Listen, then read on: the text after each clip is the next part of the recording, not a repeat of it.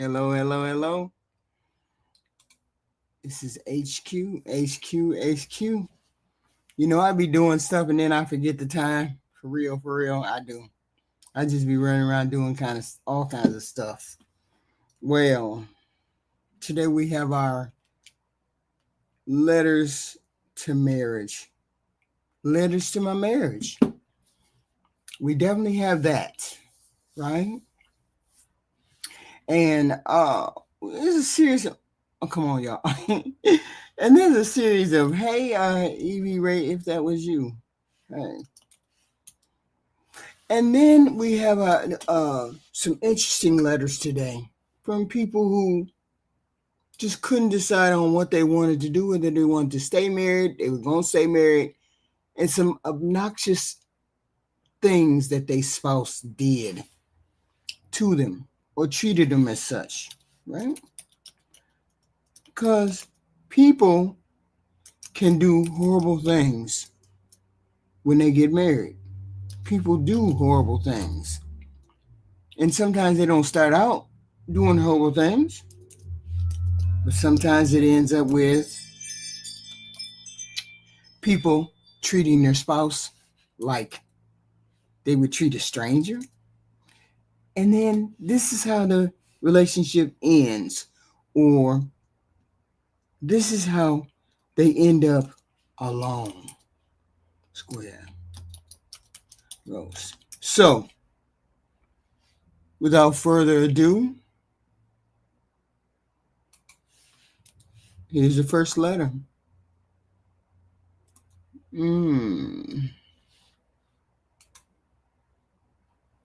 My husband punched me.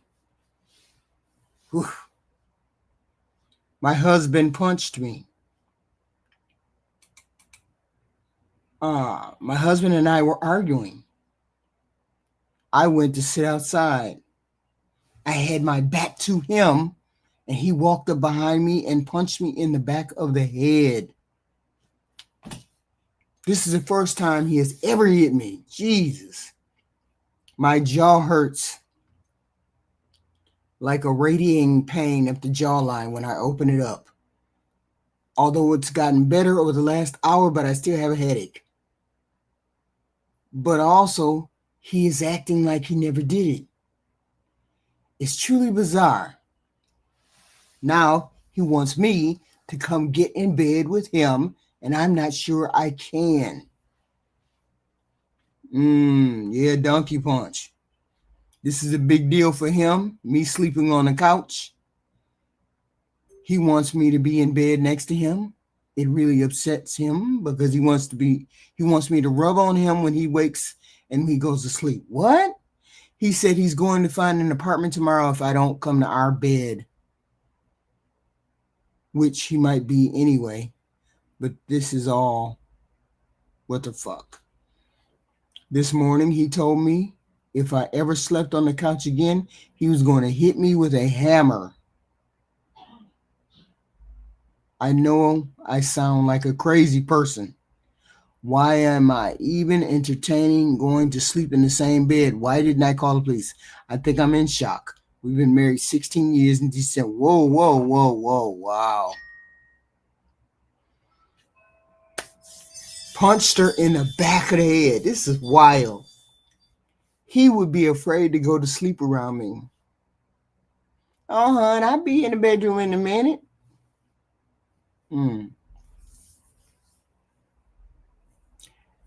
This is an easy one. Yes, this is a very easy one to contemplate. First of all, get a restraining order. That way, he can get kicked out of the house. Second of all, you need to figure out what you want to do. This is a classic sign of a person who, yes, may be in shock, but you should know better. I would never give people advice to stay married. I would never tell her to stay married. there would just be so much that I would be doing. I'd just be doing so much. And I'm not even going to give her that kind of advice. Just get a restraining order and get him out of the house. Because he said the next time she does it, he's going to hit her with a hammer. He hasn't apologized. He hasn't said X, Y, or Z. And he punched her in the back of the head. Who does that? And I get it. People get into physical altercations all the time. All the time, people get into physical altercations.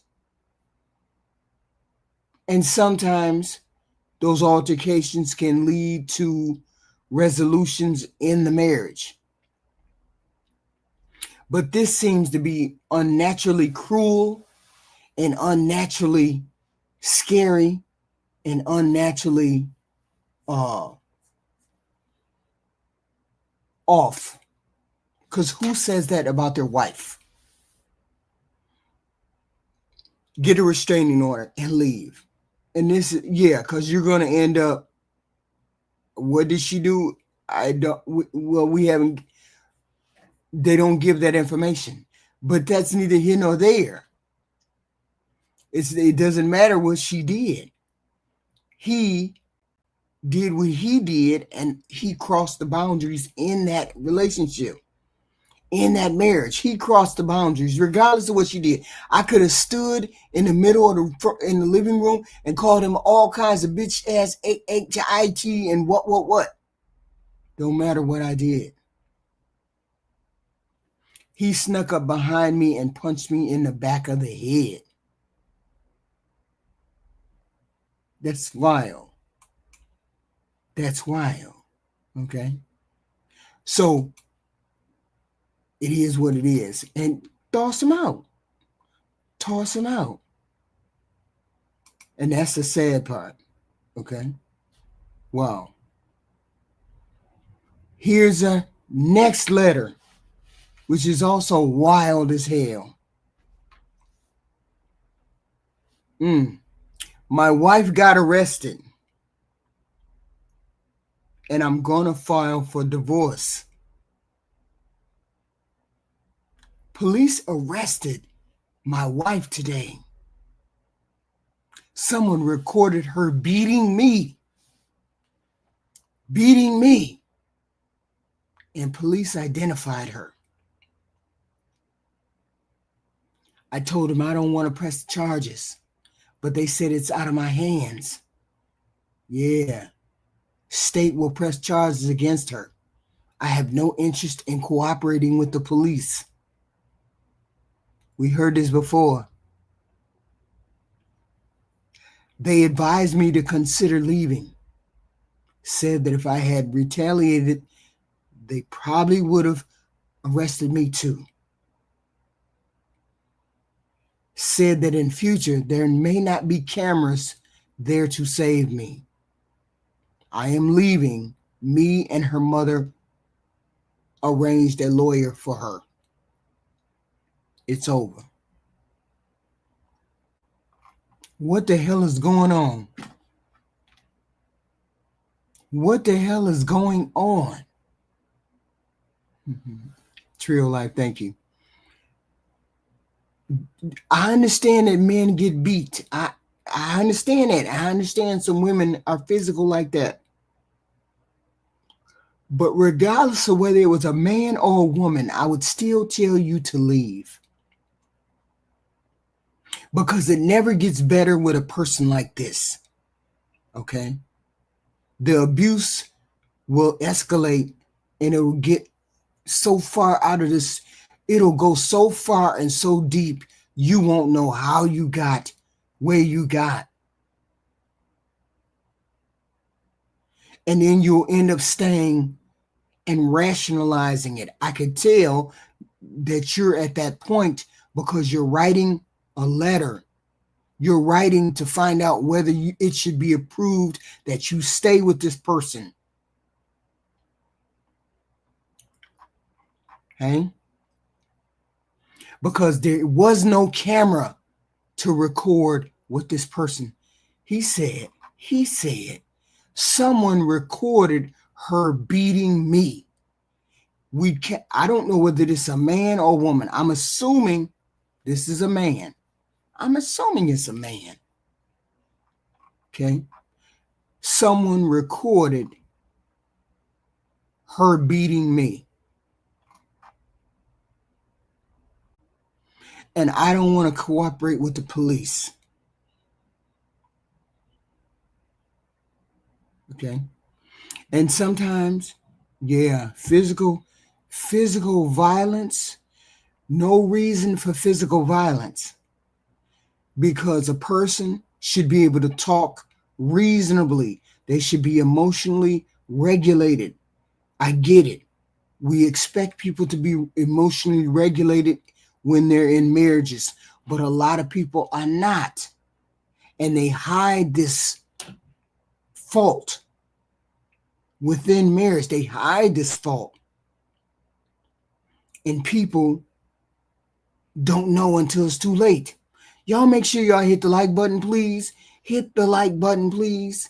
I need you to hit the like button today.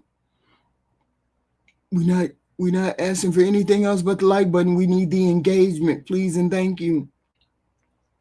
Okay. I would at least tell a person to get a restraining order, even if you don't want to follow through on that restraining order. Okay.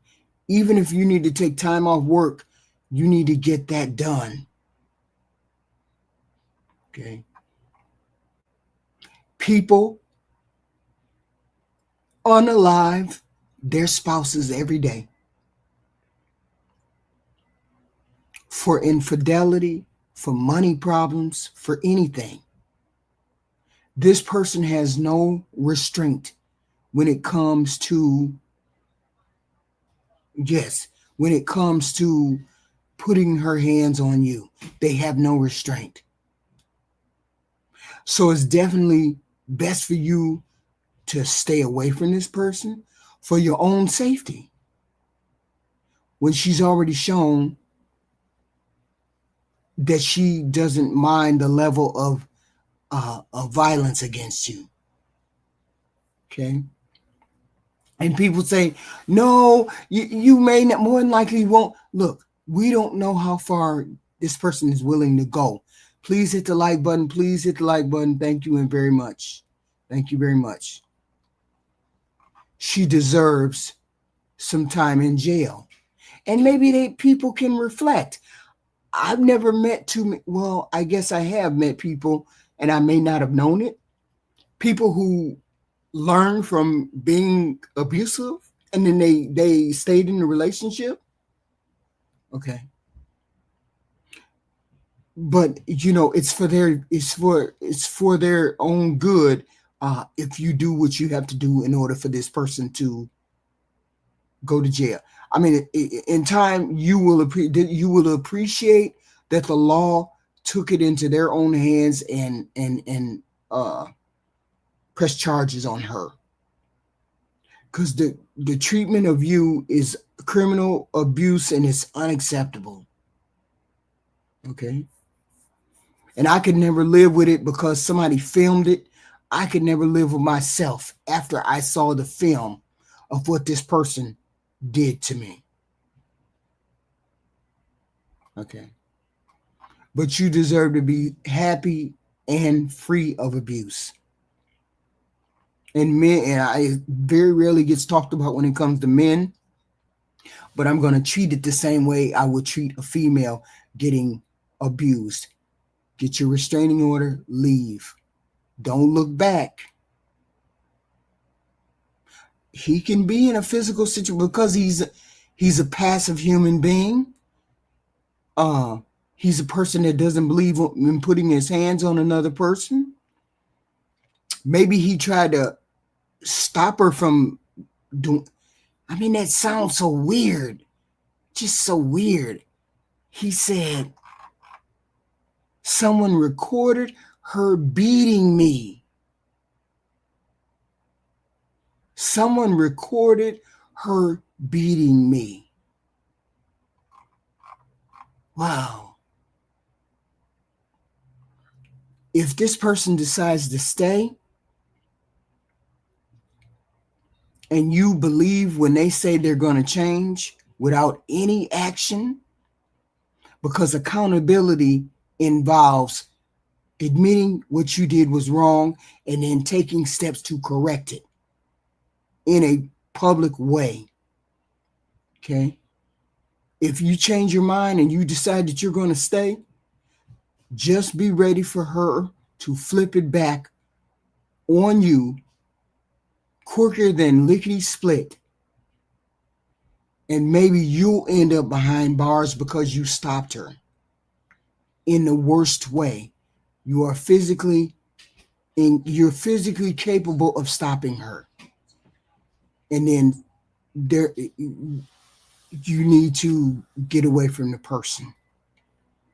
And processing and pressing charges will make it be easier for you to get a divorce too. Yes, he loves her too much. He loves her too much to hurt her. Yeah, I can see that. I can see that, right? And she doesn't feel the same way. Y'all hit the like button, please, and thank you. Hit the like button coming in the door. And it's people out there. It's women out there the same way. Women that feel that same way. Men that feel that same way. But nobody, female or male, deserves to be beat like that. He's a guy. I don't know how he deals with it, but he does. Yes, enabling. It's called enabling. Yes, it is. This is why. That's wild. That's wild. Our next letter. This is crazy. I cannot trust my wife anymore. My wife, 43. My husband, I'm 44. We've been married for 15 years. And she's going through, box on 110, shut up. And she's going through perimenopause. She changed. She was mean. She hated me. She called me mediocre.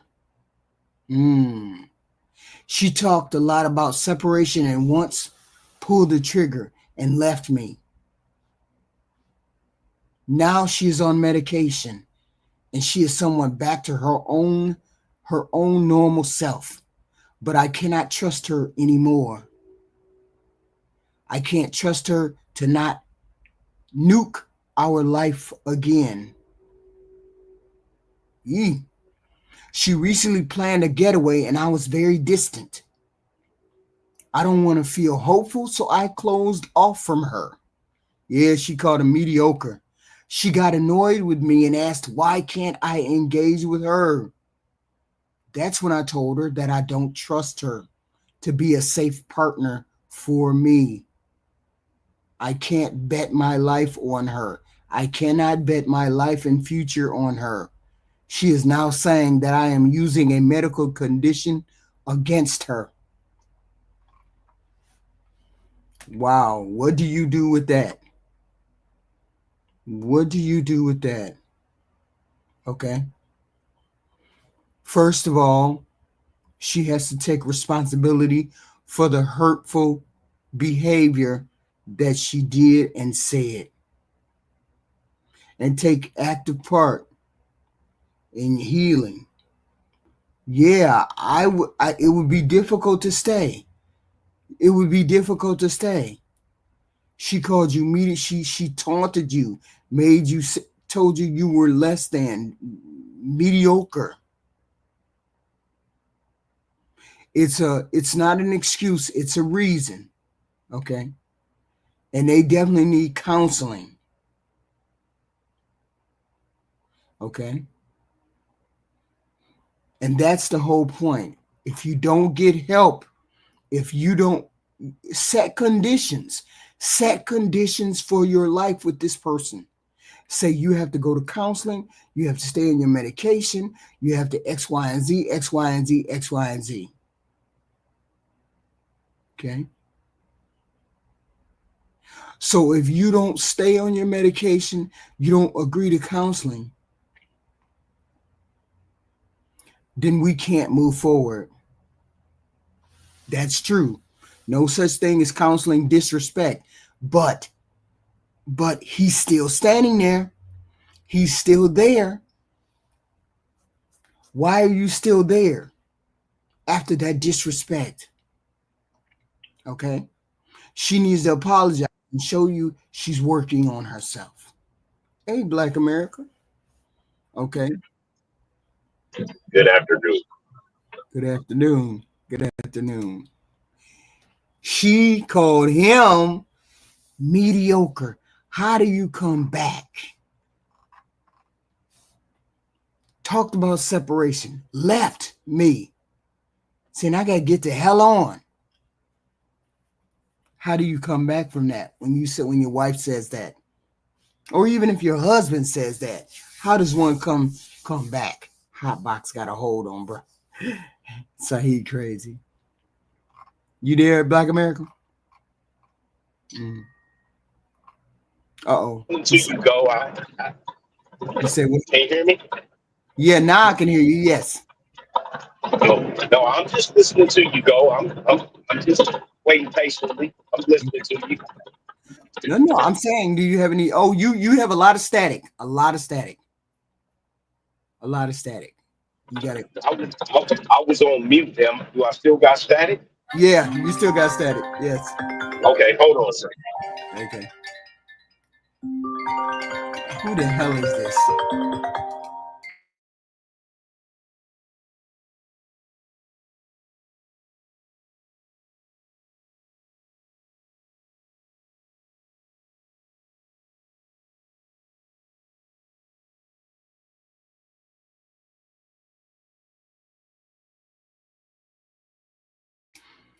Some goofy people calling me. But anyway, yes, there's always two sides to the story. I get all of that. I get that. But I would be extremely pissed and hurt if the legitimate medical issue that you apologized for, that you got treated for, and he still told me no or whatever. If I went to counseling, if I did all of these things, I would still be upset. I don't think I could come back from that. Okay.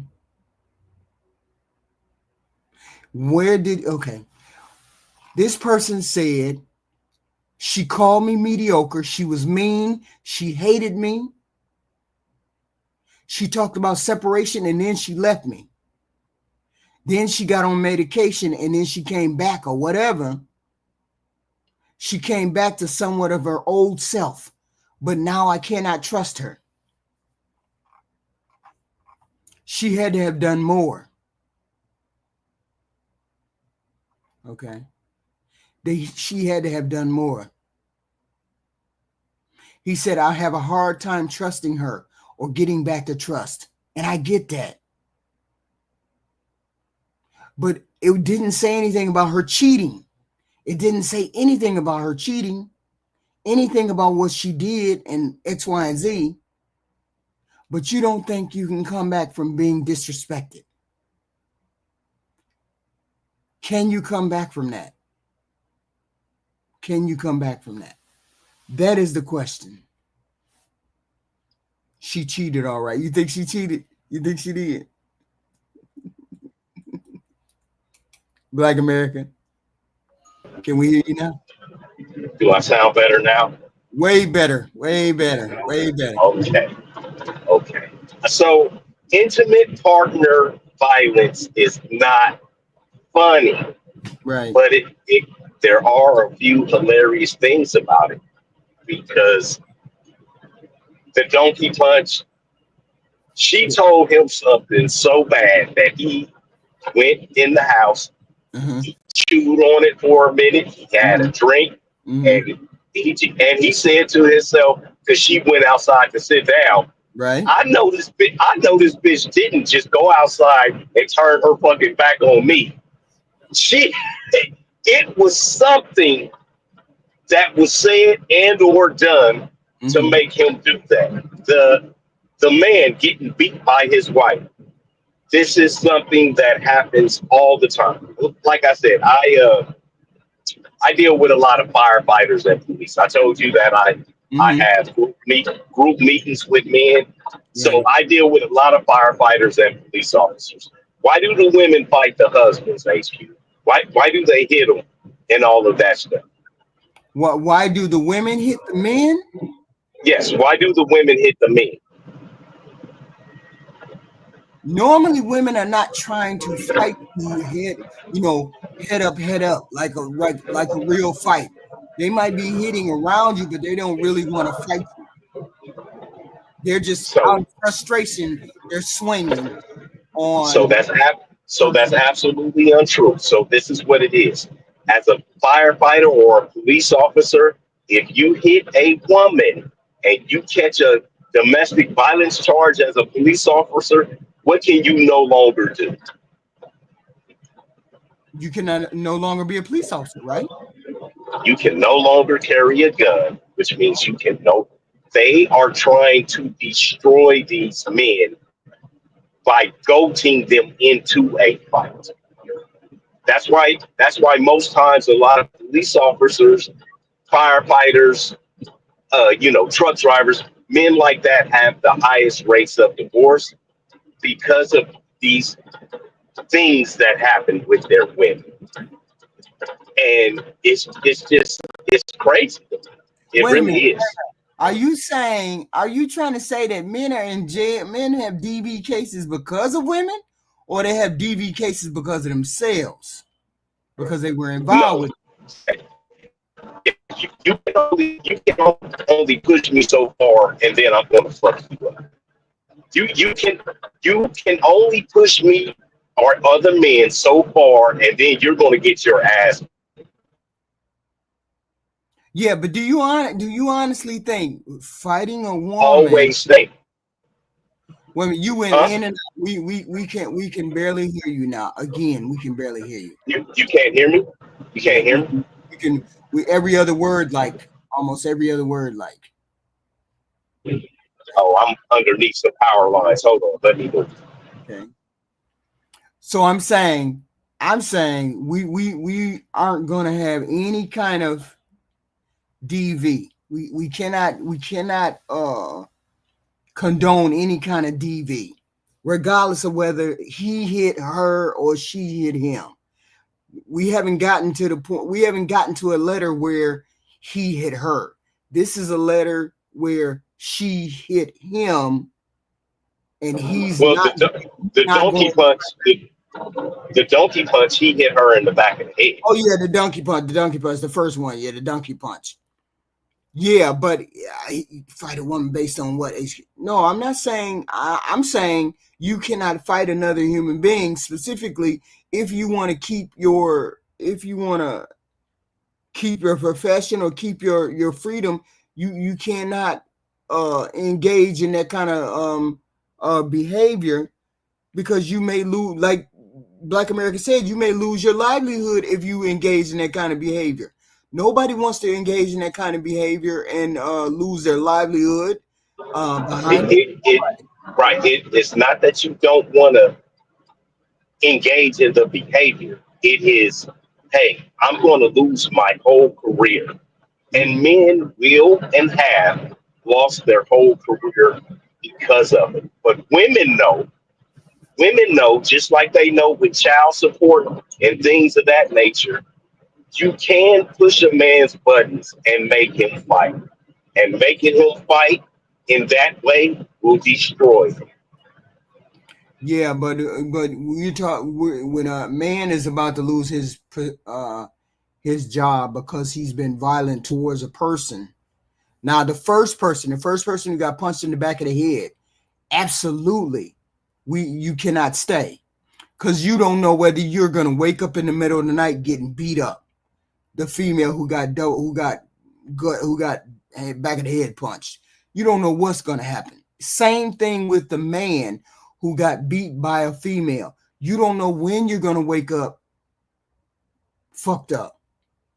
So you can't. So at this point, the people who got hit have a choice to walk away. They have a choice to walk away. I'm not You, saying you walk away. as a man, you do not have a choice to walk away. I'm sorry, just What do you mean he don't have a choice to walk away? The woman who got caught on beat on camera. did he? I don't remember. Did it say how long they had been together? The one where the man was beaten, The one the woman was they've been beaten. married for 15. Well, no. Shit. Uh, the one that got beat. I think the one that got beat was uh shit. I don't have it anymore. I'm pretty sure I read somewhere that it was like he didn't say the man who got beat 16 years. It could be 16 years. Somebody said 16 years. The first one was several years of marriage too. So yeah. Okay, so HQ, most men that are married, every man knows that once you hit that 10-year mark, HQ, you now have tenure as far as when it goes to marriage. So yes, a lot of women don't get alimony, but a lot of women stay till after that 10 years. You know what? So they can get that alimony and that child support. So that's why the numbers look so wonky because most marriages last only 5 to 7 years. But once you hit that 10-year mark, that woman is has access to everything. Most of the guys I deal with, they were in longer marriages. So yes, they lost the house. They lost their retirement. They had to pay for the wife's lawyer. All of these things, men know. Well, You that's the structure that you. But see, you're talking about people who actually, you're talking about people who actually have those kind of things, and who've been married for a very long time, and then they split assets. Because if they've been married 10 or 15 years, it's only right that their assets get split between them and their spouse. That's the only right. No person that's been married 1 year can run up on you and get your retirement. That just don't happen. They don't give people retirements like that. If they giving you partial or retirement, it's because you agree to give them partial of your retirement because that's your settlement out of the house or out of the marriage. Most people, if you've that's been what I'm married saying. That's what I'm for 15 saying. years, You as a man, you that then as a man though. You're not. but that's a part of you Say it being again. married. That's a part of you being Why am married. I? Why am I losing my shit? You got your own shit, right? But if I don't Why have do my I shit, gotta lose my what if I shit? don't have my shit? What if I don't have shit?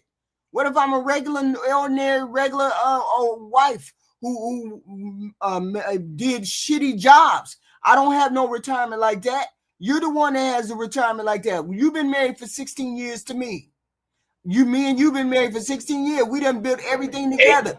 You have a retirement. Exactly. Exactly. And So that's therefore, what I'm talking about. But you're the one that leaves. You're the one that leaves 70% but of the time. you punched me in the head. What the hell you want me to do? So I did not. So we gonna get this straight right now, honey. I didn't punch you in the head. Okay. I didn't punch you in the head. So That's that man diabolical. I'm sitting on the damn porch and you come out and punch me in the back of the head. That's wild. That's crazy. Or you kicking my ass on camera. what did she do? I don't know. I don't know. You get punched in the back of the head? Really? Wow. It could have been worse. It could have been worse. What did That, she do? uh, I admit it could have been worse, but the whole point is you stole. Basically what you did was you stole on me. You stole on me like a I don't motherfucker. agree with it. I don't agree with it. I don't agree with it's not that I don't agree with him hitting the woman. I don't agree with how and where he hit the woman. I do believe in hitting women. I do not believe in hitting women in that form or in that way. He stole on her. Black American. He stole on her. Did not give her the option of putting her hands up. Put your hands up.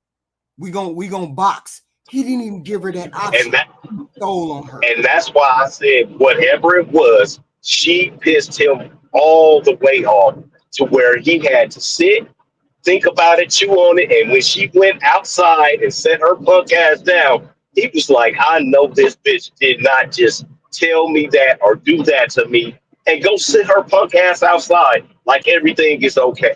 Yeah, but that's fine. That's fine. But we not finna normalize you getting punched. That's not acceptable at all.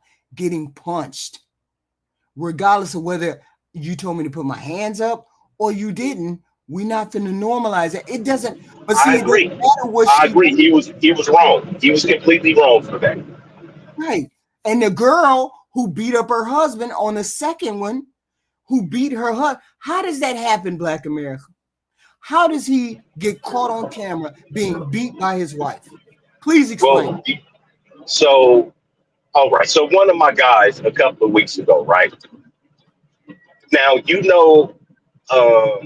like if we're all police officers or we're all firefighters, we live in a community. Like I know you've seen, like it'll be a cop car sitting in the driveway, like in certain neighborhoods, and then you go around the block and it's a highway patrol car Right. because everybody kind of lives in the same neighborhood because of their how much money they're making.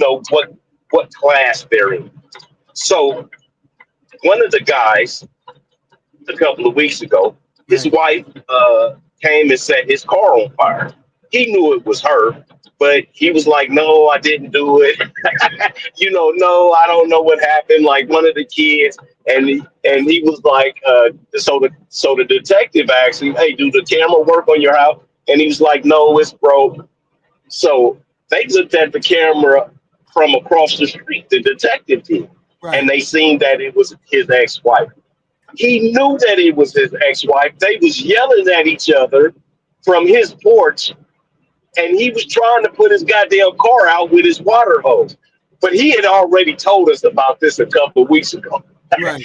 Right. And we, even in the worst of times, HQ, we love y'all so much. We don't want y'all to get in trouble.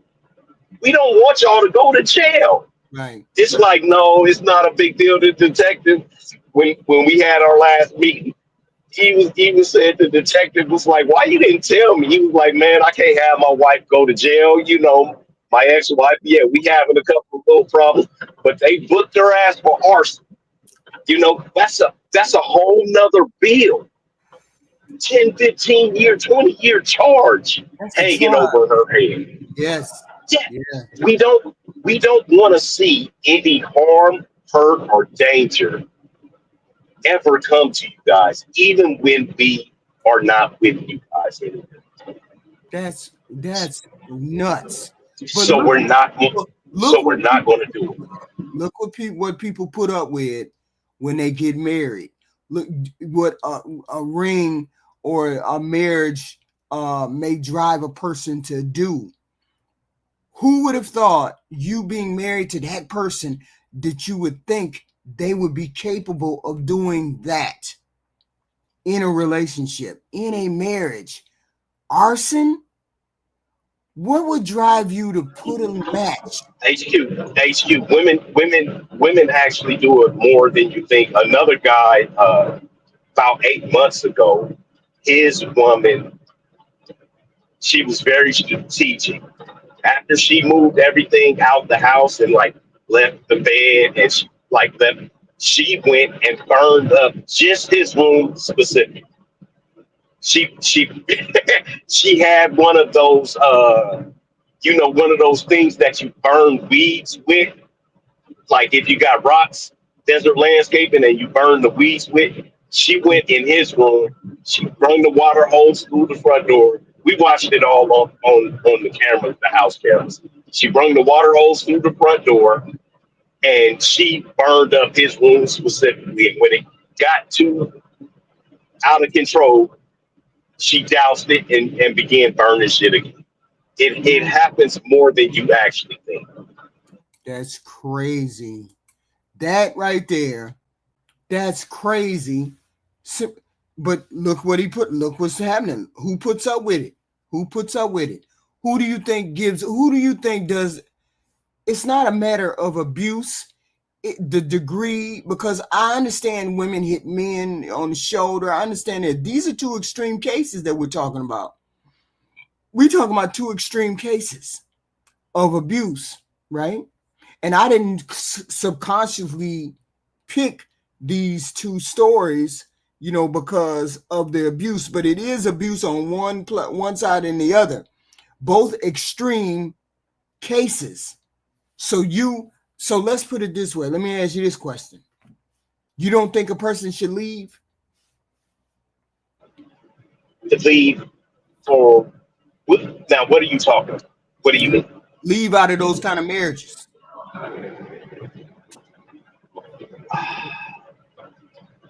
So my thing is, it gets too far because it's not nipped in the bud, right? Mm-hmm. It's not curtailed as soon as it's. I know you're a non-violent person, but I know he whipped the shit out of them boys when something happened and it got too far. Mm-hmm. And that is to bring the shit back to reality. Like I said, I believe in hitting women. It is just where and how. It is an open hand on the buttocks and the thigh. I could whoop your ass, and every time you sat down for the next week, you would think about it. Yeah, if you want, I'll go to jail for a day, 2 days. If you want to leave after that, but you Mm-hmm. know what you'll never do. Every time you sit down to get on the toilet for the next week, you think about my hand on your ass. So either you're going to stop and never do that action again, or you're going to leave. Men are fine with either one, Mm-hmm. but we just want the bad action, bitch ass nigga. You, we want the bad actions to not proceed, and the men are letting these actions getting too far, and they go overboard. That's how the abuse goes overboard. Oh, okay. So you say you don't mind hitting a woman open hand on the ass. What would constitute? What? On the buttocks or the thigh, Yeah. it has to be directed. So do I get to hit you on the buttocks or the thigh? If you think you that tough, if you think you that tough, if you hit me and don't expect me to hit you back or have any recourse, you might be in for a long day. It's probably best if you walk it off and go think about it. Go to your mama house. No. Why is it that it's okay for you to hit me on the buttocks or the thigh, but if I do the same thing, it's a different thing. Why is that?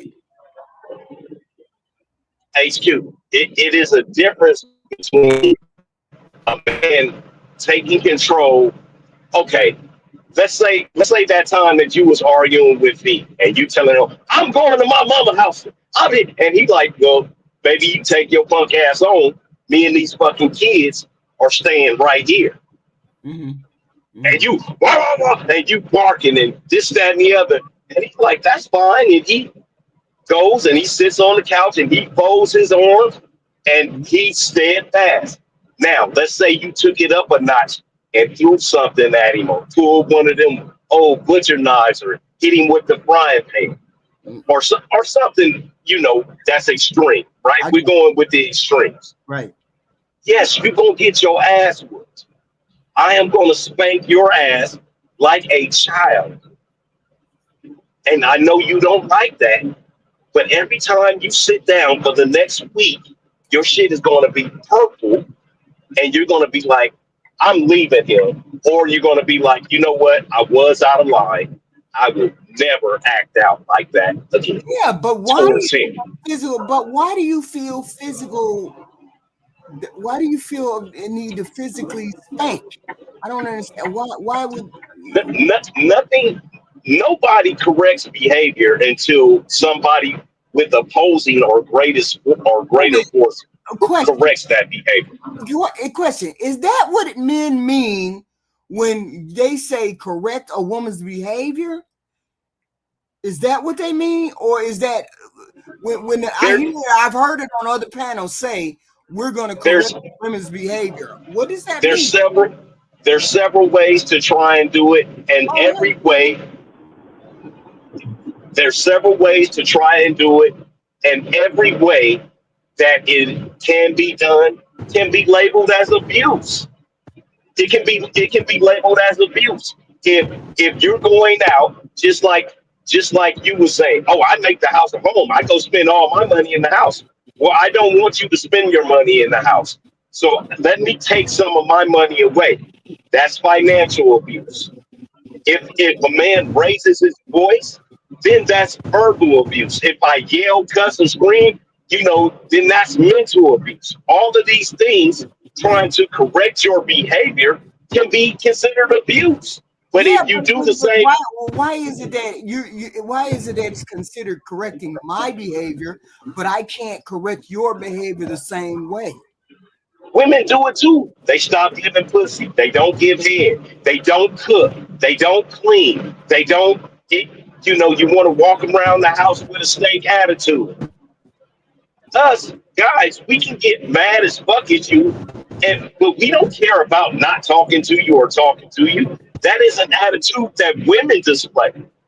Your husband is like me. He never got so mad to where he just didn't want to talk to you or have sex with you. Right. I don't give a fuck. I don't care how mad I am. Hey, I need a shot of that ass, baby. That you walking around here with your arms crossed, and when you walk like that, your ass switch from left to right. I want to pinch on your booty cheeks. We we don't do that. Right. Right. You see Right. what I mean? Yeah, but yeah, I understand that. But I'm just trying to flesh out when I heard some people on panels say, "Hey, Tierney," I heard people on Hey, panels say, they say correcting behavior. And I'm just trying to figure out, is that what you mean by correcting behavior, or is this a different level of the correcting of the behavior? Because the way I look at that, this is a part of that why women say, "Oh hell no, I ain't finna get married." What do you mean you're trying to correct my behavior? What do you mean correct my behavior? But you said men are not going to take. You said if I correct her behavior, I'm a spanker or hit her on the thigh. I'm saying why can't I do the same thing? And you say women Like cannot do the same thing. like I said, you trying to correct a man's behavior is going to come out in a different form, and it depends on what it's for. If it's something you feel egregious, you might need to leave. You might need to either walk it off, or you might need to, you know, if it's cheating and you wanted to, if it's cheating or something like that, like he didn't tell you, hey, you haven't gave me none in 3 weeks. I'm about to go get some pussy. I'm gonna go buy some pussy, right? It's just like buying a soda to a guy. You Yeah, ain't but gave me no pussy. that also destroys that relationship. You make it seem Okay, easy to destroy relationships like that. I mean, if that's the way you feel about it, so now he has told you, hey, what's the problem? He trying to do everything, nothing. You can't figure it out. Read my mind, nigga. Like you don't know what's wrong with me. Oh, okay. No, I don't, and I'm not gonna try and figure it out. It's been 3 weeks since I had some ass. I'm gonna go buy some ass. Now you're upset, so you can either walk it off, Right. right, or leave, but you can't correct that behavior Mm, because it's a cause and it's an effect. You not giving ass is the reason why the man is going to go out and go get some ass. tyranny. What is Black America? What's going on? I never know what Black America is talking about because the reason I don't is Black America speaks for all men, and I just think that's You you honestly do? know You believe that that's how men really think? okay. I don't. Clarify I don't know. again, I'm please. asking you. I'm asking you. Do you? No, Because I'm clarify what learning was here. said. Mhm. I'm learning. So what did he say again? What he said was that he's going to correct the behavior. Black America, you hear me? Black America. Ooh, you got terrible background. You got terrible background. Me? Yeah, I hear you. Now you, Black America. Yeah, I hear you. Say that again. You said it would if X, Y, and Z correcting her behavior. Oh my God. He said what he said was he's more than willing to smack her on the ass or the thigh to correct behavior in the marriage, in the relationship. And I said, well, why couldn't I smack you on the butt or the thigh if I'm your wife and I want to correct behavior out of you? He said it doesn't work that way. It only works the way his way. Because I won't feel pain, HQ. I'm not going to. Boys stop listening to mothers at 10, 11, 12. You know why? Because we no longer feel pain from you. There's nothing that you can do to me as a little boy at that point that is going to make me listen to you. I don't feel pain. Your punches, you down there have the extension cord, the Hot Wheel track, the wooden hanger. We have been through all of that shit. It no longer affects young men. Hitting me is going to do more damage to your hand. You're going to have carpal tunnel after fucking hitting my ass. Wait. Hold on. So you saying that you think you should be able to discipline your woman like her mother would discipline her? Is that what you said? Because that's what he sounded like. I don't understand where you're coming from on, I'm a man. Like it sounds like that. It sounds just like that. Look, my husband's mom, he don't have to talk to her and she don't have to talk to him. They can go months without talking to each other. Ouch. Well, he can go months without talking to her. Right. But me, if I cut him off, it's going to hurt him more. So Black America say it ain't going to hurt him. It ain't going to hurt him. No. She's proving what I said. She's proving what I said, HQ. Hold on. That's because Black America, you're not in love. Now, because you sound like you're just in something and you don't want to leave it just for the sake of saying that you're in it. And a lot of women do that. They stay with their partner for 20 plus years, even though they're miserable, just so they can have some title. But when you're truly in love, yes, all it takes is that person to stop calling you, stop returning your messages, and you're going to hurt. I can correct my husband because he wants to be with me. And my husband can correct me because I want to be with him. But the moment that someone is saying, hey, baby, if your shorts are too short and I'm not taking your advice, or if I'm telling you that your pants, I can see your dick imprint on it and you don't want to take my advice, it's because you are no longer in love with me and you don't care. Now, go ahead. Black America? Wow, the dick imprint thing is utterly ridiculous.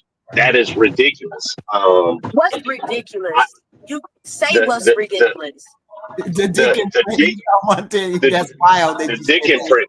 Right. Yeah, that's crazy. You said dick imprint. That's wild. Yeah, so Black America is also a manipulator because you just said that's ridiculous as if I said 1 + 1 is 8. Nothing that I said was ridiculous. If you really are in love with someone, they will be able to correct you because you want to stay with them. Am I wrong? No. So this is what I'm saying. Listen to what I'm saying. We weren't saying your scenario was wrong. We were just saying, why did you say dick print as opposed to something else? I need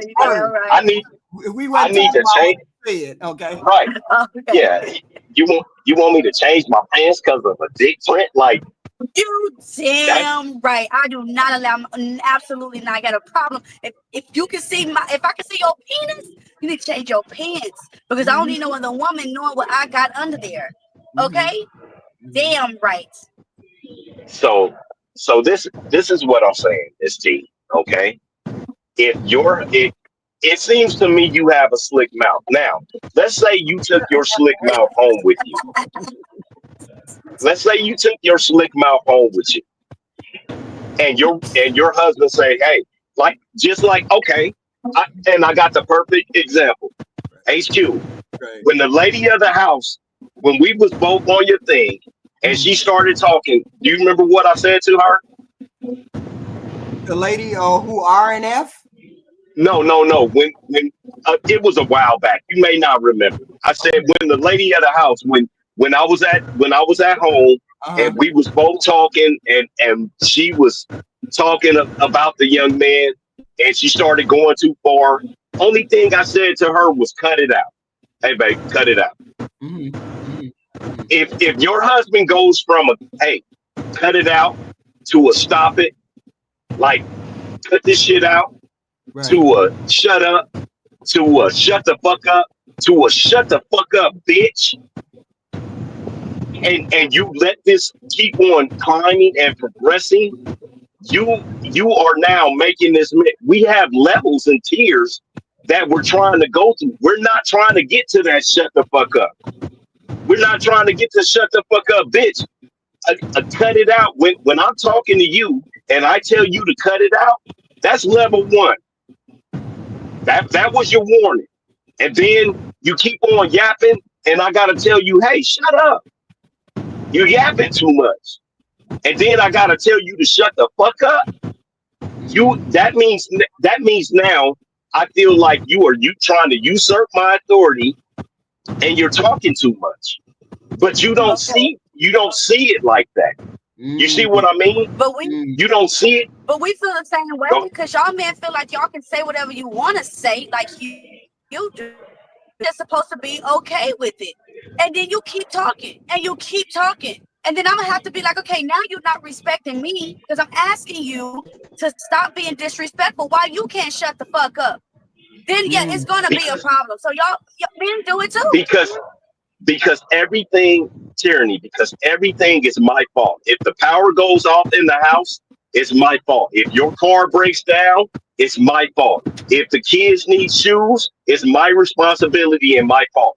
Everything, nobody ever looks at the woman and says, when she got a man in the house with her and says, bitch, it's your fault that your power is off and your kids is hungry. Nobody in the history of humanity have ever looked at a woman with a man in the house and said something that is going on that involves y'all being broke is the woman's fault. It always lands on. We get blamed too. Our mothers will be like, why you choose a lame ass nigga that can't pay your electric bill? Our mothers get on our ass. Our homegirls get on our ass. We get blamed. Exactly.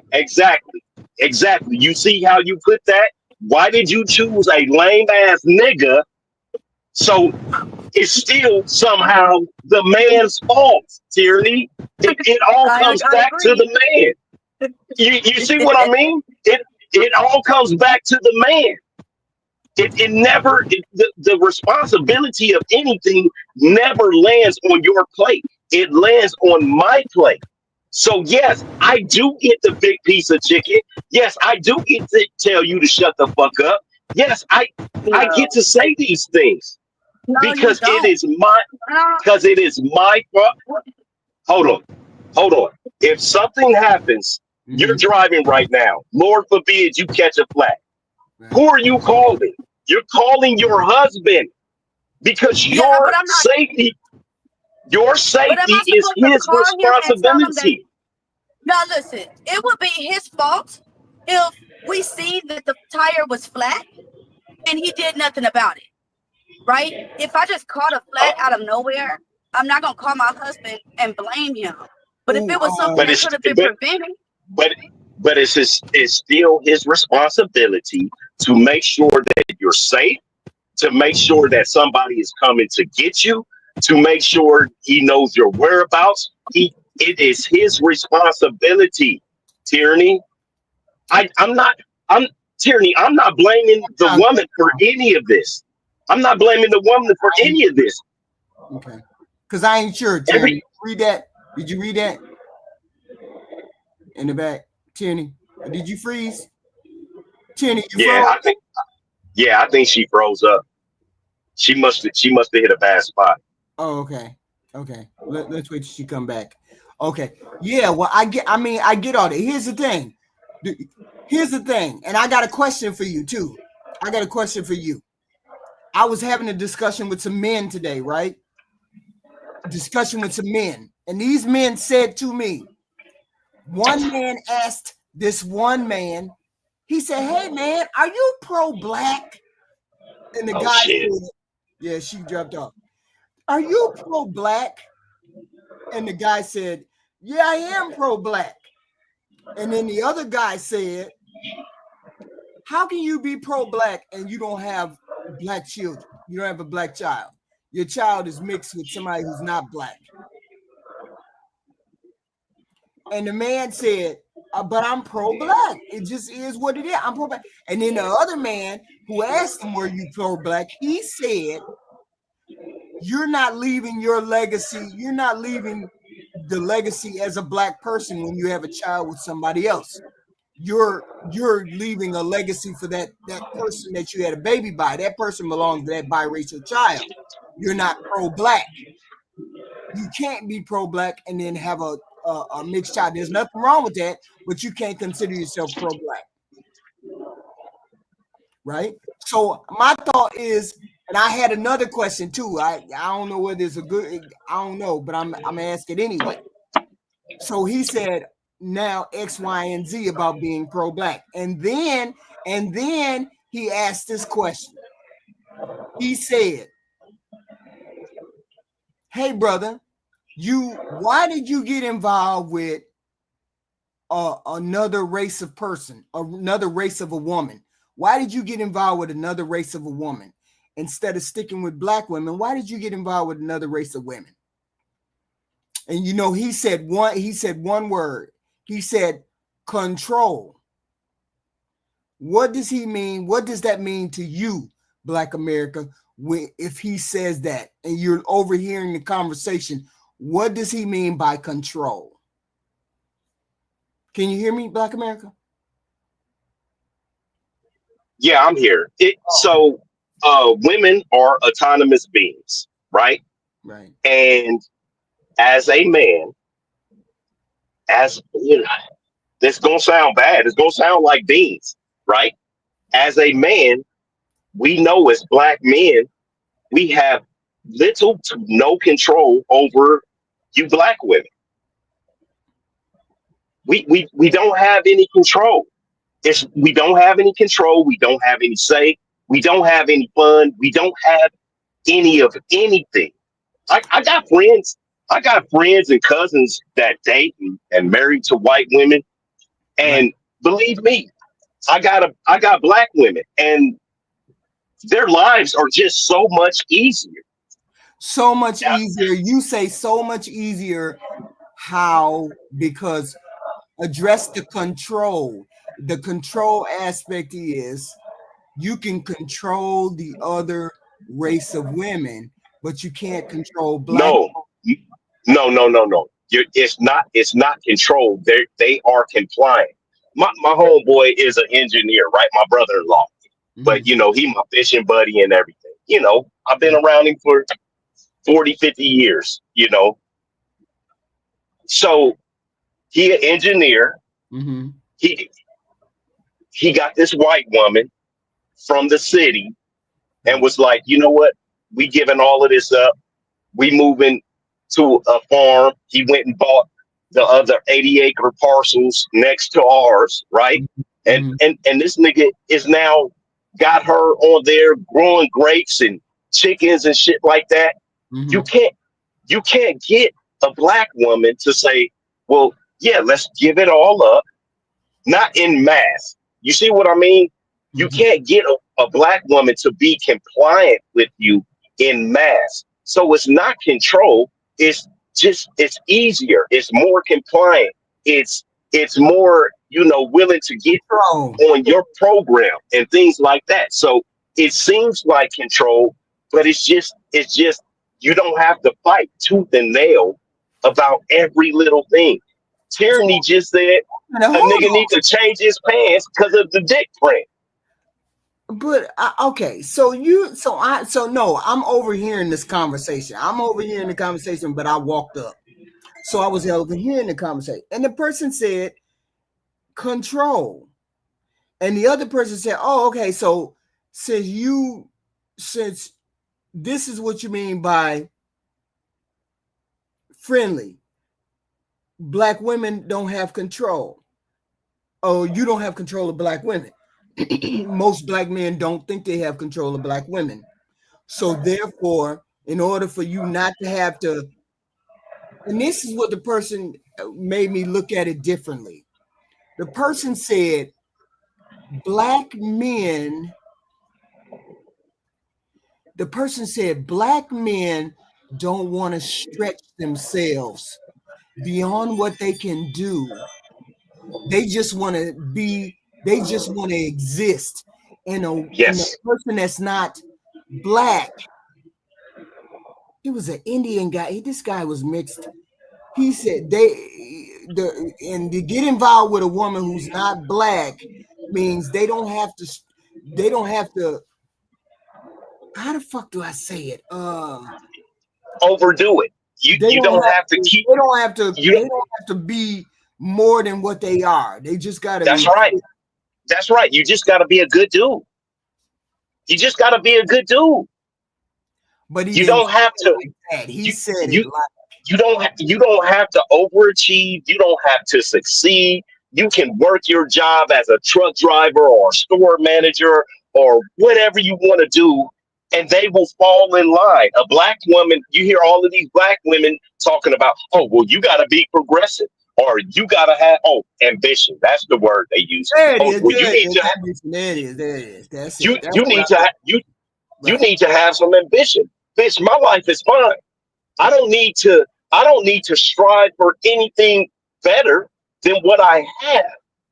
You black women, all I told you I came home yesterday or day before, it was a fucking 4 or 5 foot vase in the house. We got all kind of statues from China and shit. Why are we getting this shit? It's always more. I want more. I want better. I want this. I want that. With Yeah, other but you women, also get that. You also get that same. You also That's just not a black woman thing. That's a woman thing. Period. I listen, I just gave you a scenario where he left his fucking house out here in Anthem, Green Valley, you know, a 3,400 square foot house and moved into and not only did they move into a tiny home Mm-hmm. structure, Mm-hmm. were living in a connex while they were building the house. Mm-hmm. Mm-hmm. Mm-hmm. That is ridiculous. I was like, what the fuck are you doing? Like, ridiculous. But she fell in line and got on this program, and she's doing it. You Yeah, know, she but done got I'm pretty sure that's not unusual. Cause I would have made an adventure out of it. I would have been like, we can live in a HQ. tiny little house, and then we can. HQ, have you ever been Have you ever been camping?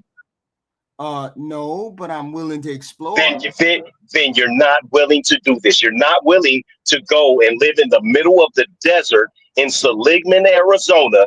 And don't Shit they got in a snakes out there? do they have what? Snakes out there? Yes, Oh, yes. when we, Something called a Mojave mm, rattlesnake or something like that. right. Deadly snakes, right? Shitting in buckets, living in a connex. If you don't know what a connex is, next time you look at a train or a back of a truck, it's one of those steel boxes with two doors that open up. Mm-hmm, Living in a connex, mm-hmm. no power, no lights. It's rain, it's cold. No, it's not an adventure, honey. I'm sorry. I'm sorry. I love camping. I love fishing. I love hunting. I love gutting fish and taking the entrails out of rabbits and all type of shit. I don't want to camp for a living. Mm, It's fun for a couple of days. mm. Yeah, but I mean, yeah, but it's not that it wouldn't be that. But that's not like out in the middle of nowhere. Yes, it's out explain in it. the middle of nowhere. I mean, if you explained it, and we explained it, and he made a logical reason as to why we would do that, then I would be on board. But that's not just a No, you white wouldn't. woman No, thing. no, you wouldn't. No, I wish I could send you pictures and I shit know, like that. I know what it is. I just, I ain't never did it. That's all. No, and that's why I'm saying no, you would not. You wouldn't be willing to live in the middle of the Arizona desert when it's 115 in a metal box. I'm sorry. Yeah, I but that, but 100. that's that. But then that depends. You don't necessarily have to do that. That was something for them to save money on. That was probably something to save their money, and then they do what they got to do with the house. But I'm saying, of course, you're saying no black one, or you're implying that black women would not be willing to do that. You have to ask them before they're willing not to do it. You can't just say they won't HQ. do it. I mess with black women. I know that black women won't do certain shit. I'm sorry. It's certain things that black women are just not willing to be adventurous on. Yes, we can go hiking up at Red Rock or Mount Charleston up here in the desert, but Mhm. by time the sun go down or it starts getting cold, we already need to be at the lodge having coffee and on our way back home. Mhm. Mhm. Mhm.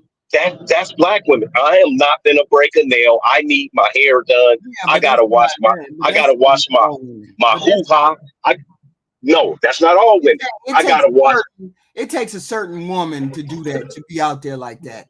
And that's black, white, or whatever. It takes a certain woman to do that. You don't know how these white women get down. All right, go ahead and let Ty Pro go ahead and jump in here.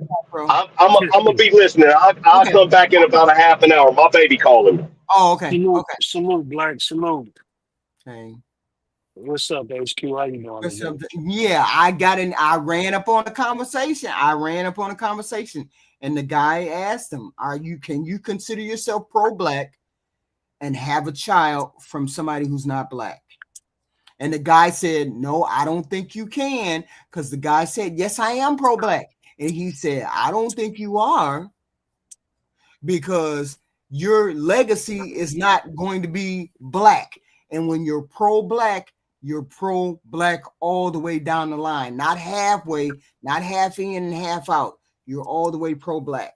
And I just wanted a perspective on that. Is that true or is that not true? What do you think?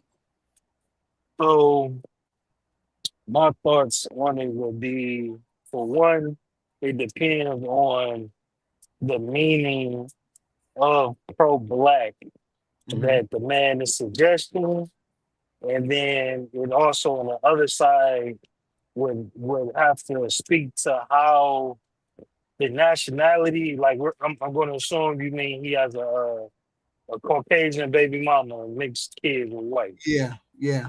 Mm-hmm. So Because if you're it not was, leaving your legacy. You're not leaving your black legacy. You're not extending your lineage. You're cutting it off for the other lineage, because 9 times out of 10, she may live longer, and then she may raise a child in a different way or marry a different man or whatever.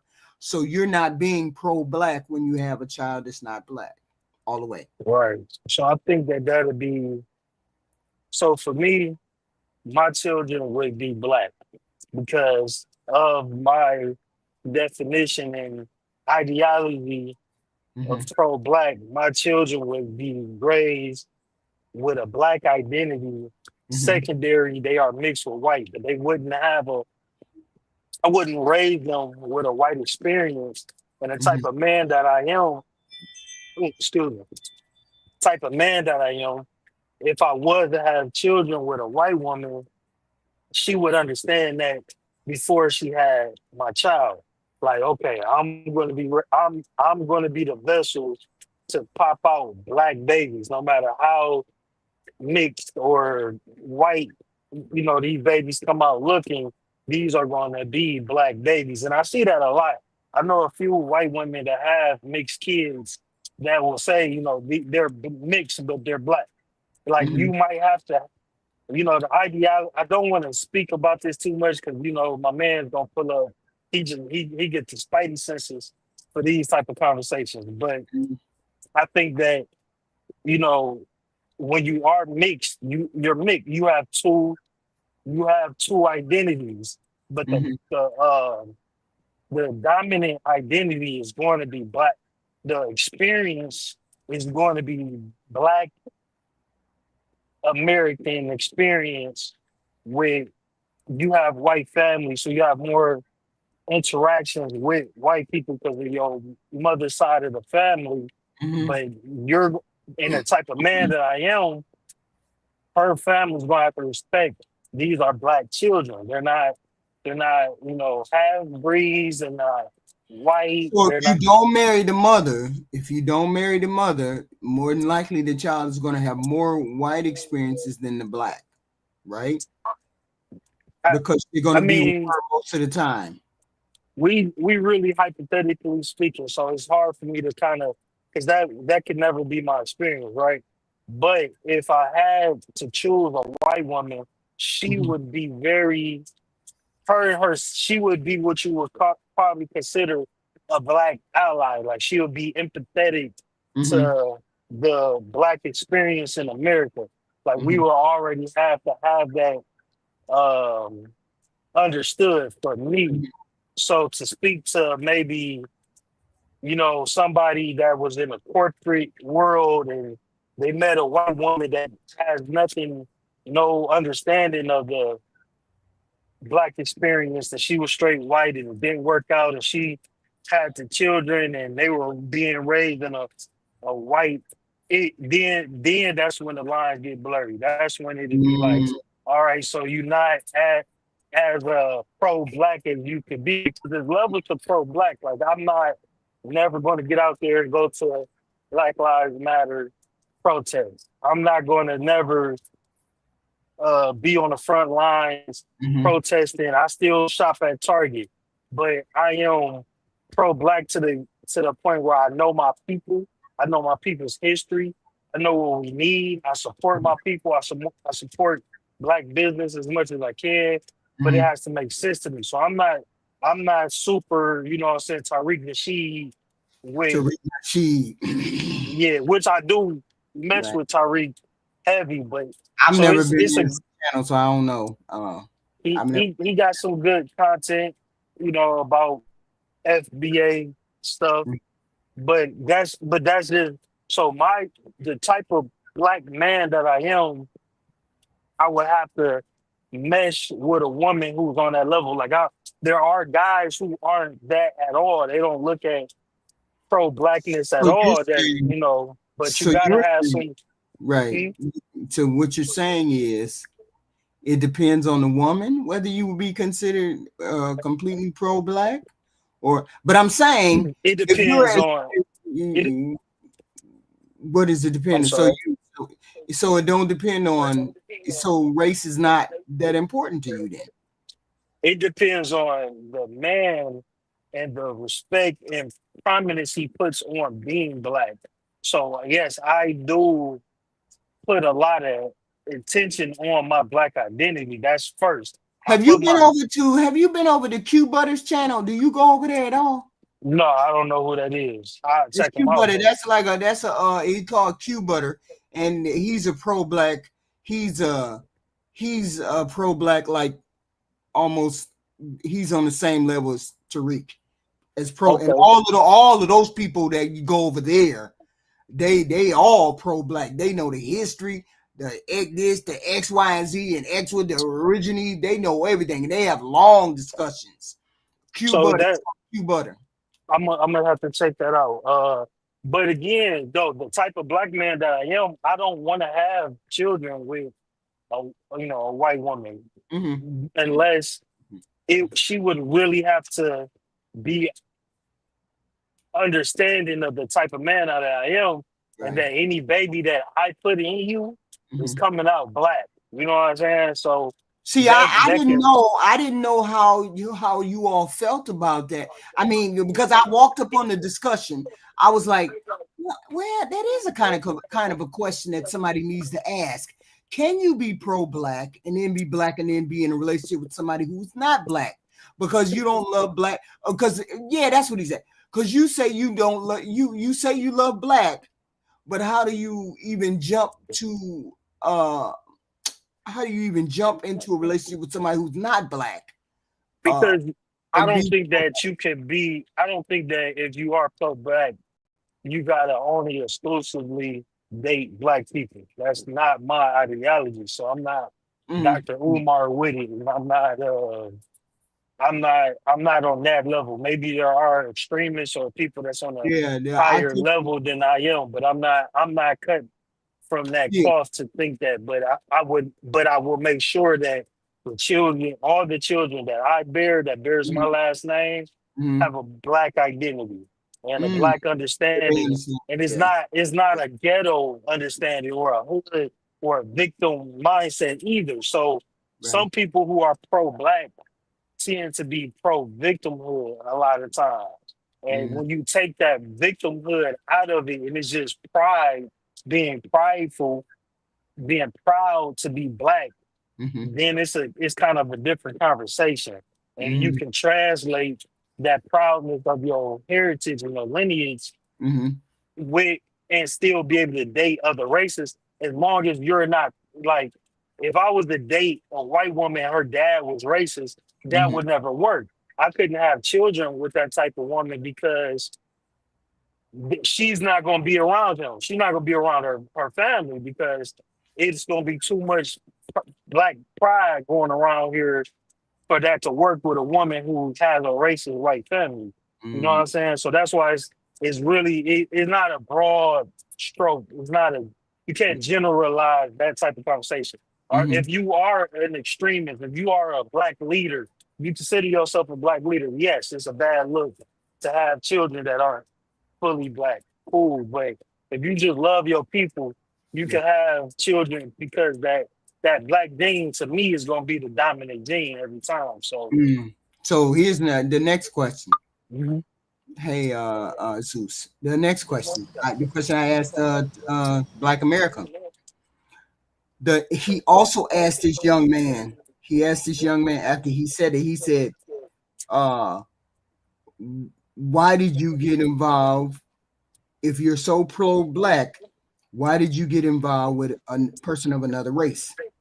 And he said, "Control." So Okay. what did he mean by control? So that was more so why I wanted to come up. Black America pretty much was nailing that topic down, but it's not. Don't nobody want to control like not my Uh-oh. type of character. But the way I look at it is, you want a woman to come under your covering, to come under your guidance and your leadership. I'm very much I'm in that realm of thinking when it comes to relationships. I'm the man. I take hold of. I'm not a fan of the word partner or partnership. Mm-hmm. I'm selling this ship. I got my destination. I'm the pilot, but you can, definitely come aboard this ship and go to where I got us going. You know what I mean?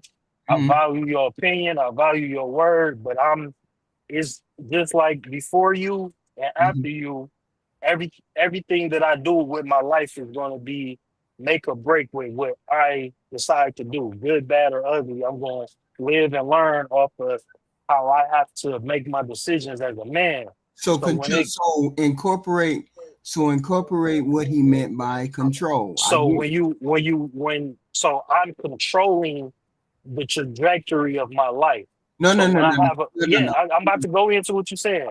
So when I have a woman,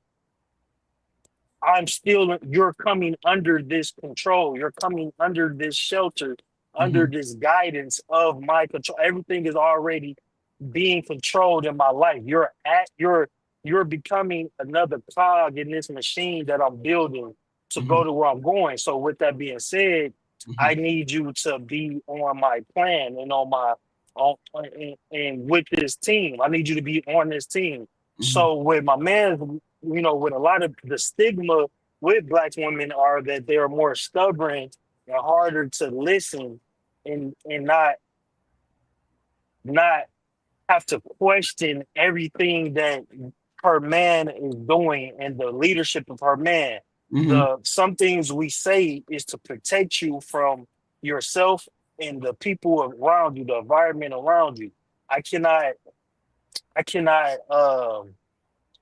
protect you when you're doing things that I deem reckless or like can what? be Give me an unsafe. example. If you are trying to go out with your friends dressing half naked, I'm going to tell you that's inappropriate because one is disrespecting me because you have a man, and two, you're inviting attention, and not all of that attention is going to be good attention. So now you're causing situations like you could cause a situation for somebody come and smack you on your ass. That puts me that involves me. You inviting situations where you being harassed and hit on. That's involving me as your man. So yes, go ahead. So give me another one because that's the one that all men use. Yeah, it's an easy example. And women are saying, no, you got to come better with the example. So give me a different example. Being submissive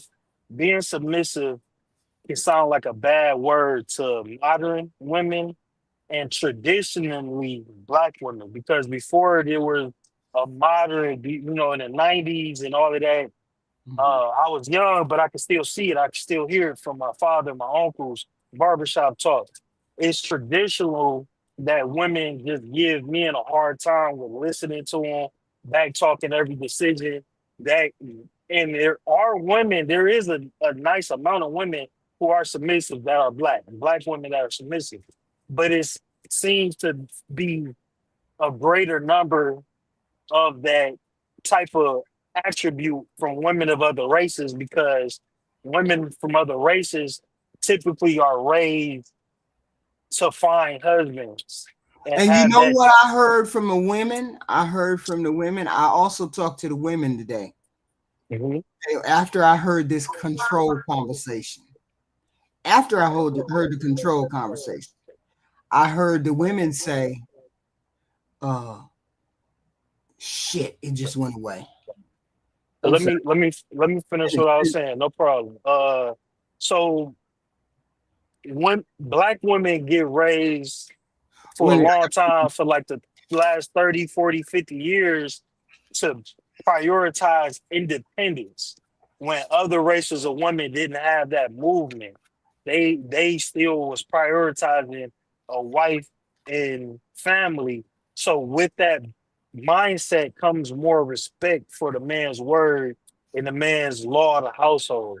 So you see that, and you only see that submissiveness in women who want to be wives, not just get married, but actually want to be a wife, want to take on that role of a wife, not want to be married and think wifely duties are controlling or slavery. Am I submissive?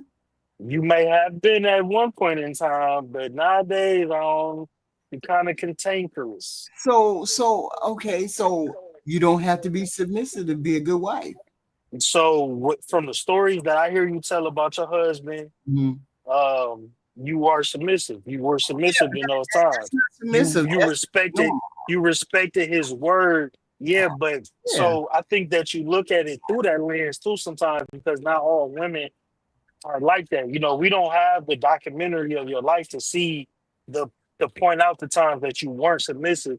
We just have the stories that you share with us, and a lot of those stories seem like you had a good man. You respected that he was a good man, and you respected his leadership. And when he told you things, you respected it. And and at times you challenged certain stuff. But I did challenge though. That's the thing. I did challenge though.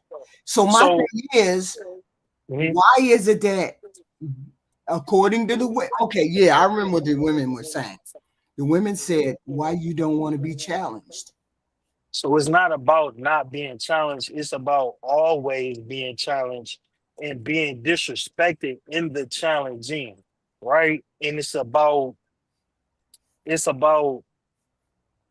prioritizing when to challenge and saying sometimes, hey, I have something to say about this, but I'm not going to say it. I'm going to let him lead this ship. And a Why lot of he keep times, saying my husband was a sponge? My husband was not a sponge in the house. My husband adored me. Thank you very much. And that's all that needed to be said. He did, and I adored him. But that's not called a sponge. He just happens to value the person that I was, and I value the person he was. But that don't make him a sponge. I'm yeah, sorry. I'm not. No, you good. I'm not gonna speak on No, none of that. okay, I remember what I was gonna say. Wait a minute, hold on. Zeus, what do you have to say on the subject? What part? Hello. First of all, thank you for having me on the panel. You know I love you, Ty Pro. You know I love you. I appreciate everybody on the panel. Love, respect, and support. And no matter what I say, HQ, at the end of the day, I love you. Okay. Okay. The question was. Hold on a second. And Ty Pro, I have seen so much growth in you. I'm very proud because I know you, my guy on the street. And you have built your masculine frame. It's amazing to see the growth in you. So I this is why I say these calls and talks are important because we grow from it. Yes, I appreciate that, man. I do, and I watch gentlemen like you, and it definitely helped me address certain stuff in my character. So I appreciate that, Zeus. Thank you. That's why we're here.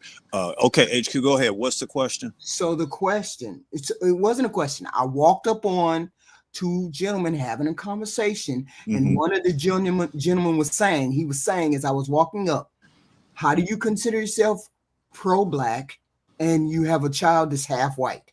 And you cannot say you're pro-black because your lineage. Stop. We're not saying hold on. When we say pro-black, we getting in our own way. That's you asking me what I think. The conversation, so it's right. Not you asking me when I hear the word pro-black, we're already getting in our own way, and I'm gonna tell you why. When I look at the picture of Martin Luther King, and I see a picture of him walking down the street, I see 6 white people holding the sign and walking with him. Evidently, he knew something we didn't. Are those people pro-black? I don't want you to answer. I'm just saying, food for thought. Another thing, there's a guy called Brian Gumble. Black people hate him. But when you go to the Black Excellence Awards, he wins all the awards. When you go to the media awards, white people hate him. He wins all the awards because he's on his game. A lot of times, we following Jesse Jackson, Al Sharpton. Those guys are scammers. We love scams. I think when it comes to our community, we can do better, but we're busy nitpicking at nonsense. Wait a minute. Did you just say that you thought Jesse Jackson wasn't pro-black? Or wasn't pro-black? He said he's a scammer. He's a scammer. He's a scammer. He definitely is. Who, Jesse Jackson? Oh my God. Well, we weren't talking about that. I was describing the scenario, and I wanted your response to the scenario of this person saying to this person, he couldn't possibly be pro-black because of X, Y, and Z. So I'm saying address that X, Y, and Z. What do you feel about somebody who says they're pro-black, but they get involved with somebody that's not black? And I just wanted people's thought on that because I hadn't had a thought on that really, because I've never been involved with somebody that wasn't black. So I'm like, okay, so how do you call yourself that? And how do you square with black people who say they're pro-black and who would say the same thing? You're not black because you're involved with a person that's white. HQ, you're not pro-black. You're not pro-black, HQ. No, I'm not pro-black. I'm not like that. No. Yeah, so you're not pro-black. So right. I mean, but I'm not. You have love. You have love for people. You have love for people. You're not pro-black. Yeah, but if you had to throw me in a boat and they said, "Are you going with the black people or the white people?" I would go with the black people. So Yeah, because niggas know not to get on boats with white people anymore. Yeah, that was a bad example. That was a bad example. Hey, I ain't that fucking smart. Shut up. Remix. So that was the scenario that I ran up on. But anyway, beyond that, we'll think about that and come back. Control. Yes, what I meant to say. Yeah, the women said the men want to deal with other women who aren't black because they can control them women. And why they can control them women, what that means to a black man is that he can do what he want without consequence. That's why he like women that ain't black, because he can do what the hell he want without her running her mouth. And he know he can't do that with black women. Yeah, that's it. That's it. That's HQ, let me step back a little bit. I apologize because you was trying to explain the scenario, and then I jumped in on the pro-black comment. Oh no. And I didn't mean to do. I mean to let you go ahead and. Oh no. That's fine. But that was the scenario. That was the conversation I had with the women. Because I took it to the women. I said, so do you see anything wrong with that, HQ? Do you see anything wrong with that a man wants the easier path to deal with? Do I see something wrong with that? Let me explain that later. It's a yes and a no. I'll explain that. But when I got done with that conversation with that group of men, because there was other men who came up, 2 other men who came up, I went over to the women and I said to the women, I said, the reason why you all are having problems with the brothers is because you won't let them control, you won't let them take lead in the relationship. You won't let them be the head of the household because you always have to talk back, or you have a slick mouth, or X, Y, and Z. This is the problem that you women are having with the men. And then the women shot back at me. They just want to control those women because those women, they want the women, they want to be able to do what they want without consequence, without black women saying anything about it. And a white woman ain't going to say nothing if they want to act up outside the home, but a black woman will. Can I jump in? Yeah, go ahead. Because I don't want to interrupt you. Is that the end of it? Yeah, that's not the end, but that's, the bulk of that. I'm listening, but I'm gonna jump down. I'll be back. Salute to y'all. Okay, go ahead. Okay. So that was the scenario. So I'm gonna give an example, and a lot of times when I say things, I give examples, and I call them case studies. A prime case study is Lolo Jones. She's an Olympic track runner. Lolo Jones. Okay. When Lolo Jones wanted to be on the bobsledding team, so she was on the American relay team, and she was begging to get on the bobsled team. She said she was doing a whole campaign on social media. I'll do anything to get on the team. I'll do this. I'll do that. I'll come to practice. I'll practice 4 times a day. I'm Olympic caliber, but she was just begging to be on there. Okay, cool. Mm-hmm. And I'm sorry, she wasn't begging. She was dry begging. Mm-hmm. Well, what ended up happening, they put her on the team. Mm-hmm. When she got on the team, she complained about the uniforms. She complained about the practices. She complained about the shoes. Mm-hmm. She had never been bobsledding before, mm-hmm. but once she got on the team, all that social media she built up, she just shit all over the bobsled team. Well, when she got to the finals, it was everybody else's fault. I mean, when she got to the Olympics, it was everybody else's fault. She couldn't succeed.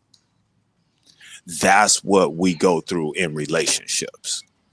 When you trying to make the team, you'll do anything. Those women trying to make the team for that guy that they want, they'll do anything. They ain't talking back. They ain't doing this. White women will do anything. What? So the women, period. Women, period. Okay. They will do anything. Okay. I'm not talking about white women and black women and all that. I don't care about all that. Okay. What I'm saying is now they on the team and they don't understand 2 things. Opinions and feedback. We want your feedback. Mm-hmm. We don't care about your opinions. And that's where people get lost. When you're chirping back and forth, that's your opinion. So you're saying black women fill out their opinion and white women do the feedback? And let me take it one step further. Feedback is saying, "Hey, HQ, what do you Yeah. think about this?" And the Right. opinion is opening your mouth and a bunch of shit flies out anytime, anywhere, any place. Or if you don't like something, that's the opinion. Go ahead. Okay. So I get that. I mean, I get this. I completely get this. I get it. So what do you have to say with the what do you have to say with the accusation that you just want control of this woman because she doesn't challenge you what the things that you want to do that may not be helpful in the relationship? She won't challenge you on those things, but a black woman will. Black America or Zeus? I don't know about the I don't know about the women. The white girls, they say stuff, but they know how to fall in line.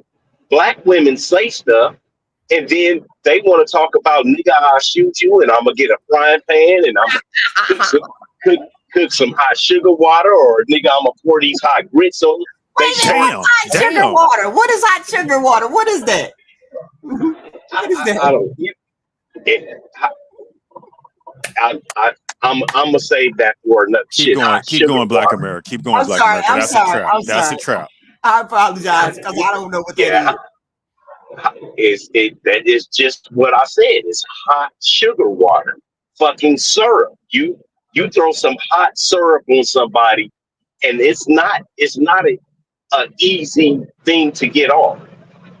It's some it's something that so your husband, and this is why I respect your husband so much.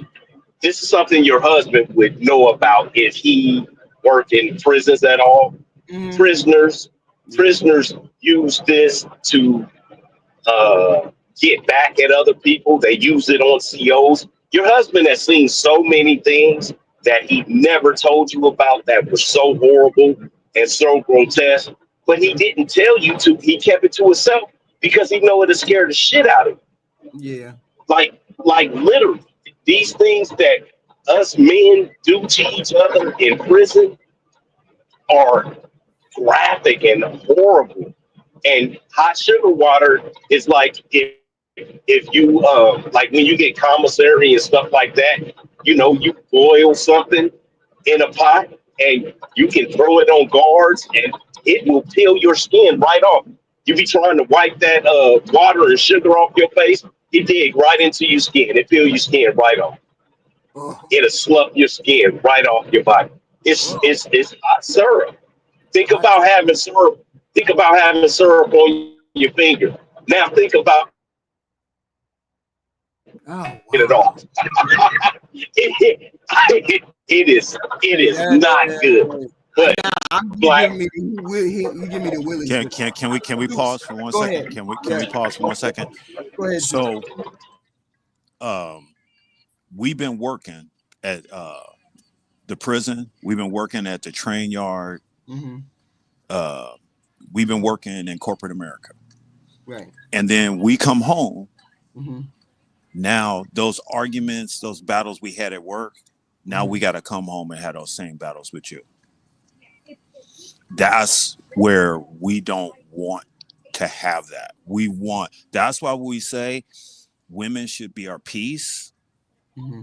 How important is that conversation? That's why I don't like the part of who's the prize.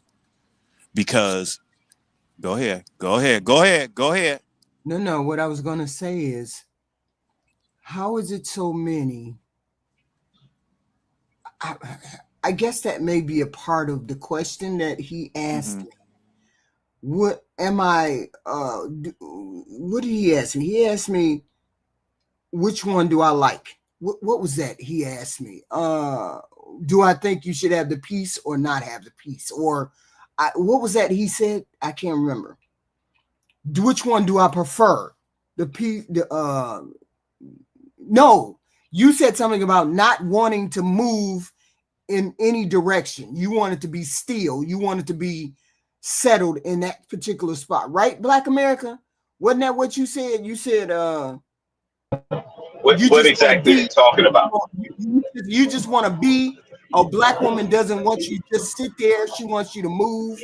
But a white woman Oh is yeah, content. she wants you she wants you to be motivated and have ambition and stuff like that. Yes.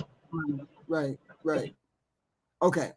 So my answer is yes and no. My answer is yes and no.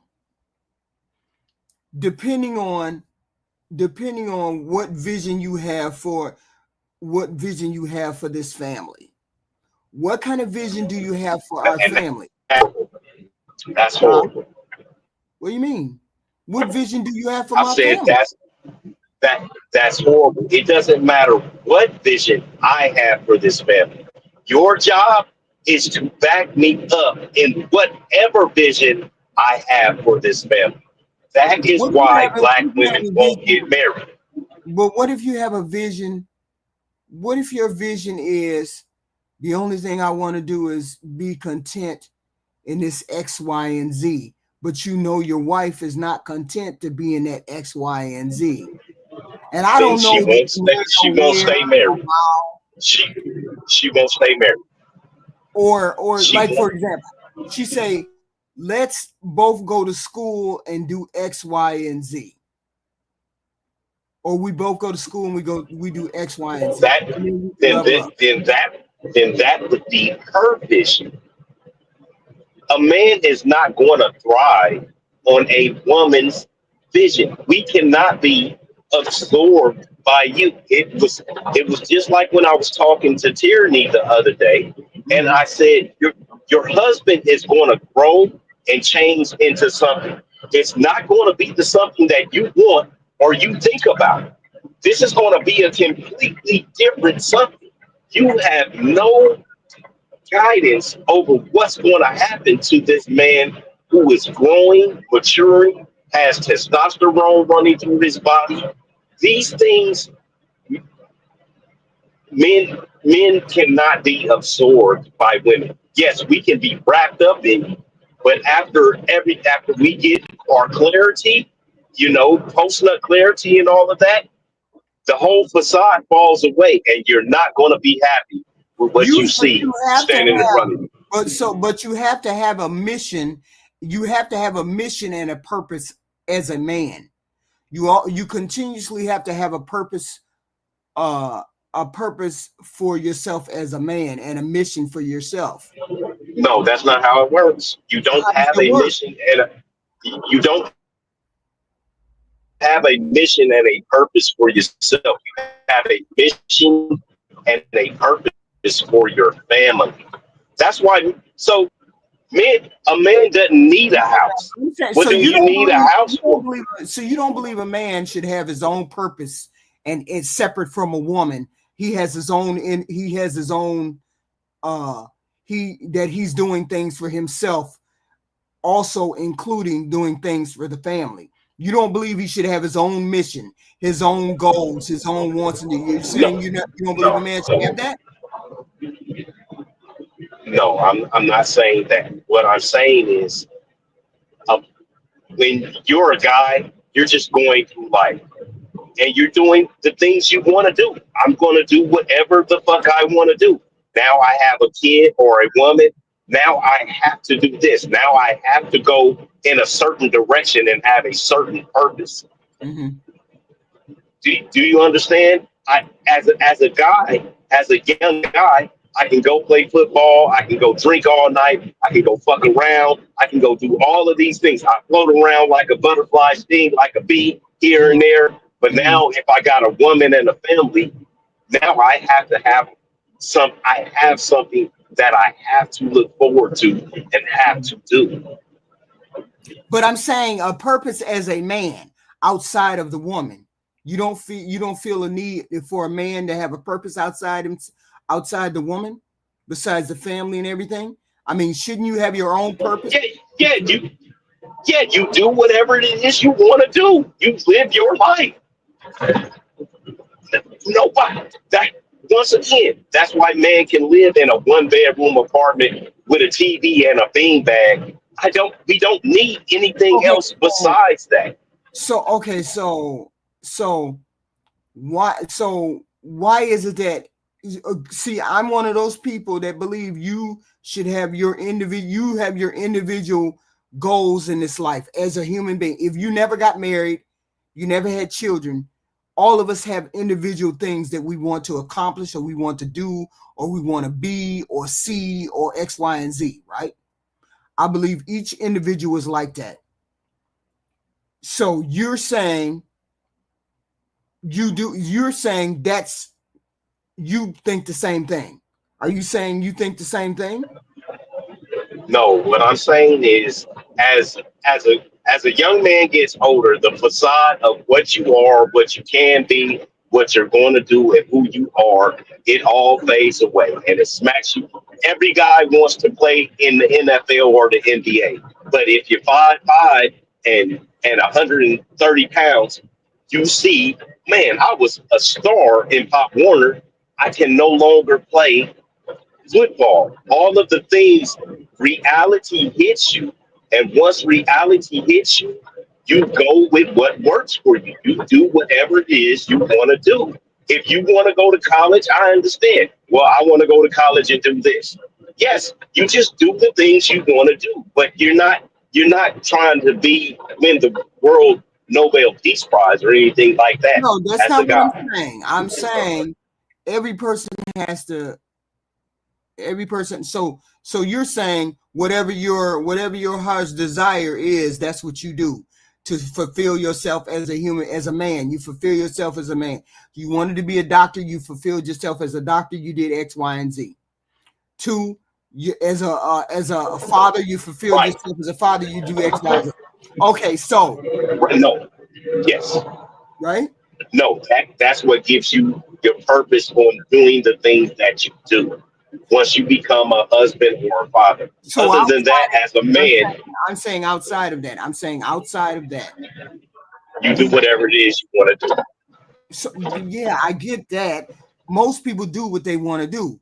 I'm saying, but you have you're driven to do something or to achieve something, but you're not. You're saying you're not. You're saying you just live your day to day. You don't have a purpose. You're just doing whatever you want to do. Children or a wife, you're not driven to do shit. You just do what, hey Zeus, let's go to Colombia. You do whatever it is you want to do. You don't have a purpose. I think that now that is I a mean, talking I point. always hear this I hear this on panels, and they say men should have a purpose outside of just being a husband and a father. So you don't have a. You say they don't need to have one. They just live a life. Those are men that pander to other men to get them to look at it. Look, it's because of this. Oh, you need to have a purpose. You need to be making yourself better. Yeah, well, you shouldn't be 400 pounds.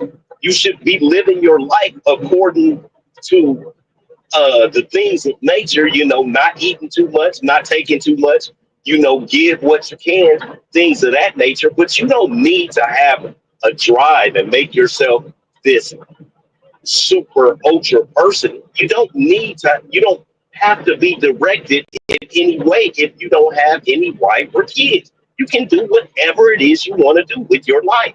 Well, yes, that's what I'm saying. But I'm saying there's nothing wrong with that. I'm saying there's nothing wrong with that. If you don't want to do anything beyond what you do, then that's fine. You would find a partner that doesn't. You would find a partner that would be willing to live with that particular aspect of you doing X, Y, and Z. I'm saying that's how No, you that's look for no, partners. no. Once you get the partner, that is what's going to give a man purpose. Married men make more. Why? They make more because now they have more of a direction. They have more mouths to feed. They're So more responsible. are you saying you don't have a purpose before you get involved with women? What do you mean before you get involved with women?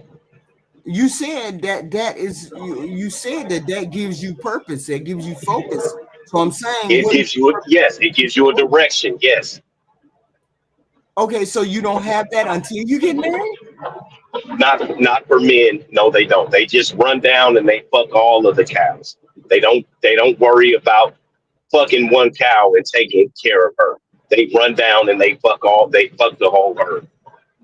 It's no purpose, it's no focus, it's no direction. It's just energy out, and it's energy out everywhere. It's not focused on a singular spot. Zeus, how do you explain this? Some men. Let Zeus explain it now. Because I thought it was He something. wasn't finished. He wasn't finished. Go ahead, Black America.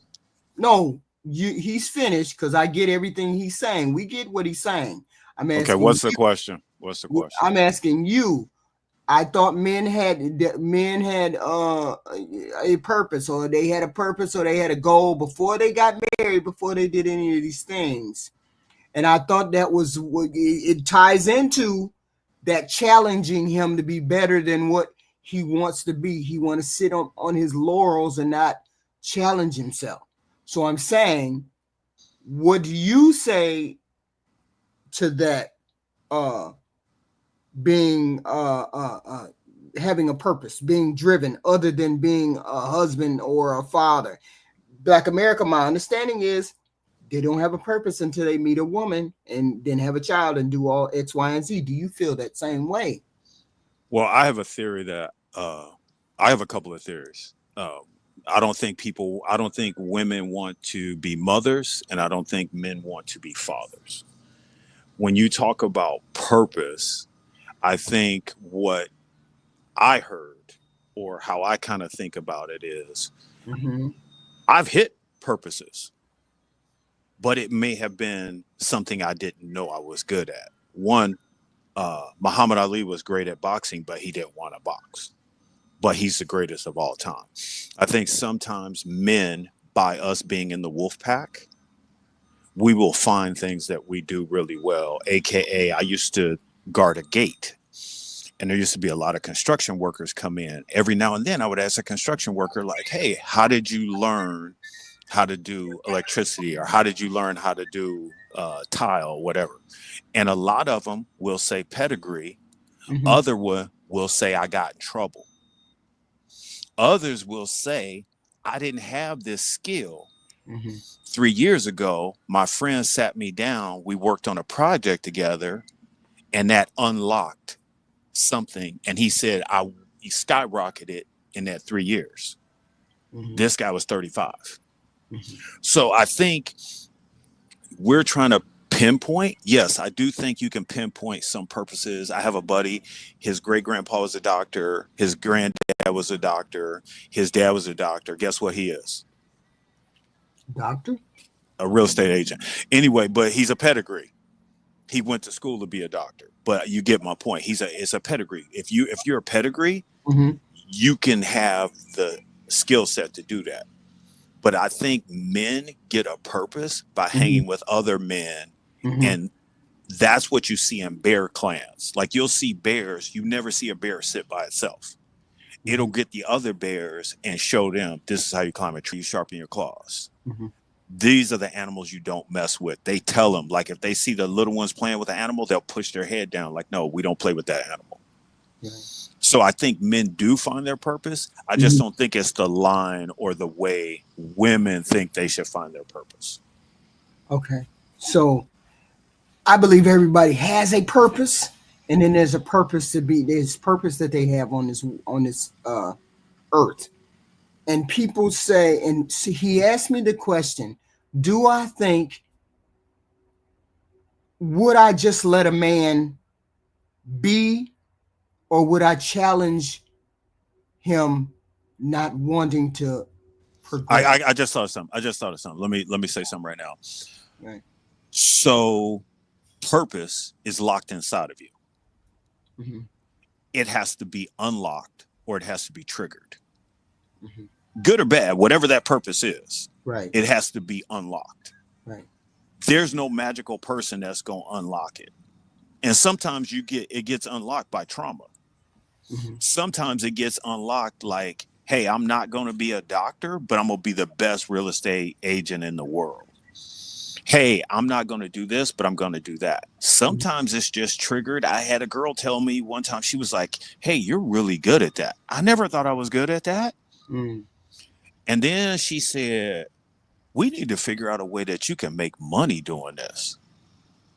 Mm. I didn't go to another girl and said, hey, what do you think about what Susan said? No, I didn't do that. You know what I did? I went to a business guy. Mm-hmm. And I said, okay, here's what I'm thinking. Tell me what you see. Boom, boom, boom, boom, boom. And then he gave me the pillars of building a business. Mm. Then I went and saw other things and then I mocked them. It had nothing to do. That one person sparked it. It was already there. I just didn't think it was that great of a thing. Mm. So your question to bring it back to the question, why do we feel as though if a woman pushes a man to extend himself or broaden his horizons or do whatever X, Y, and Z, Mm-hmm. why do we feel that would be she won't let you be? Why do you feel that's a negative thing to push you to be X, Y, and Z as opposed to just letting you sit still? Because the argument was other races of women just let you be and do what you want. Black women don't let you be and do what you want. Black women challenge you X, Y, and Z. So my question is, why don't you want to be challenged on this planet? Why would it be comfortable? Why would it just be comfortable to sit there and just be? I'm saying I'm asking this question out loud because I know that I would not be. Because if you're content to just be, that means you're not looking inside yourself.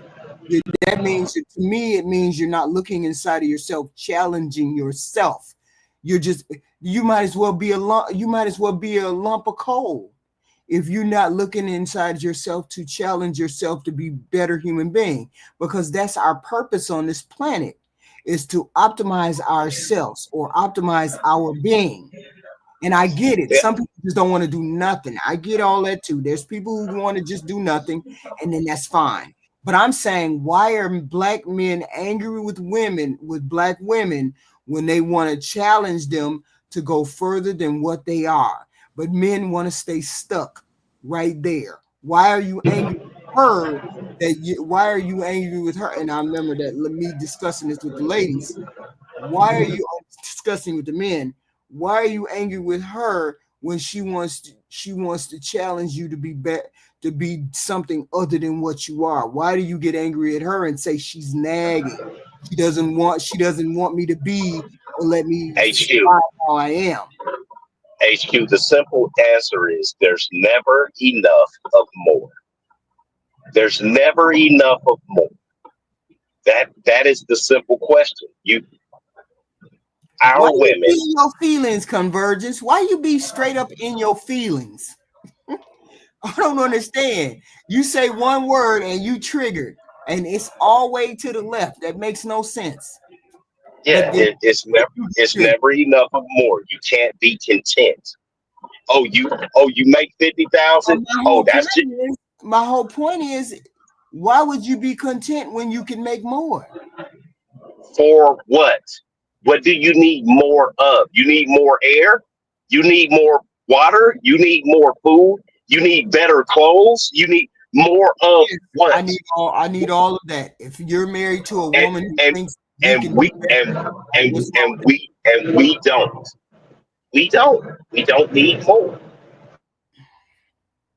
Okay, I can understand. I can understand that some people don't want to do more. I guess that would be okay.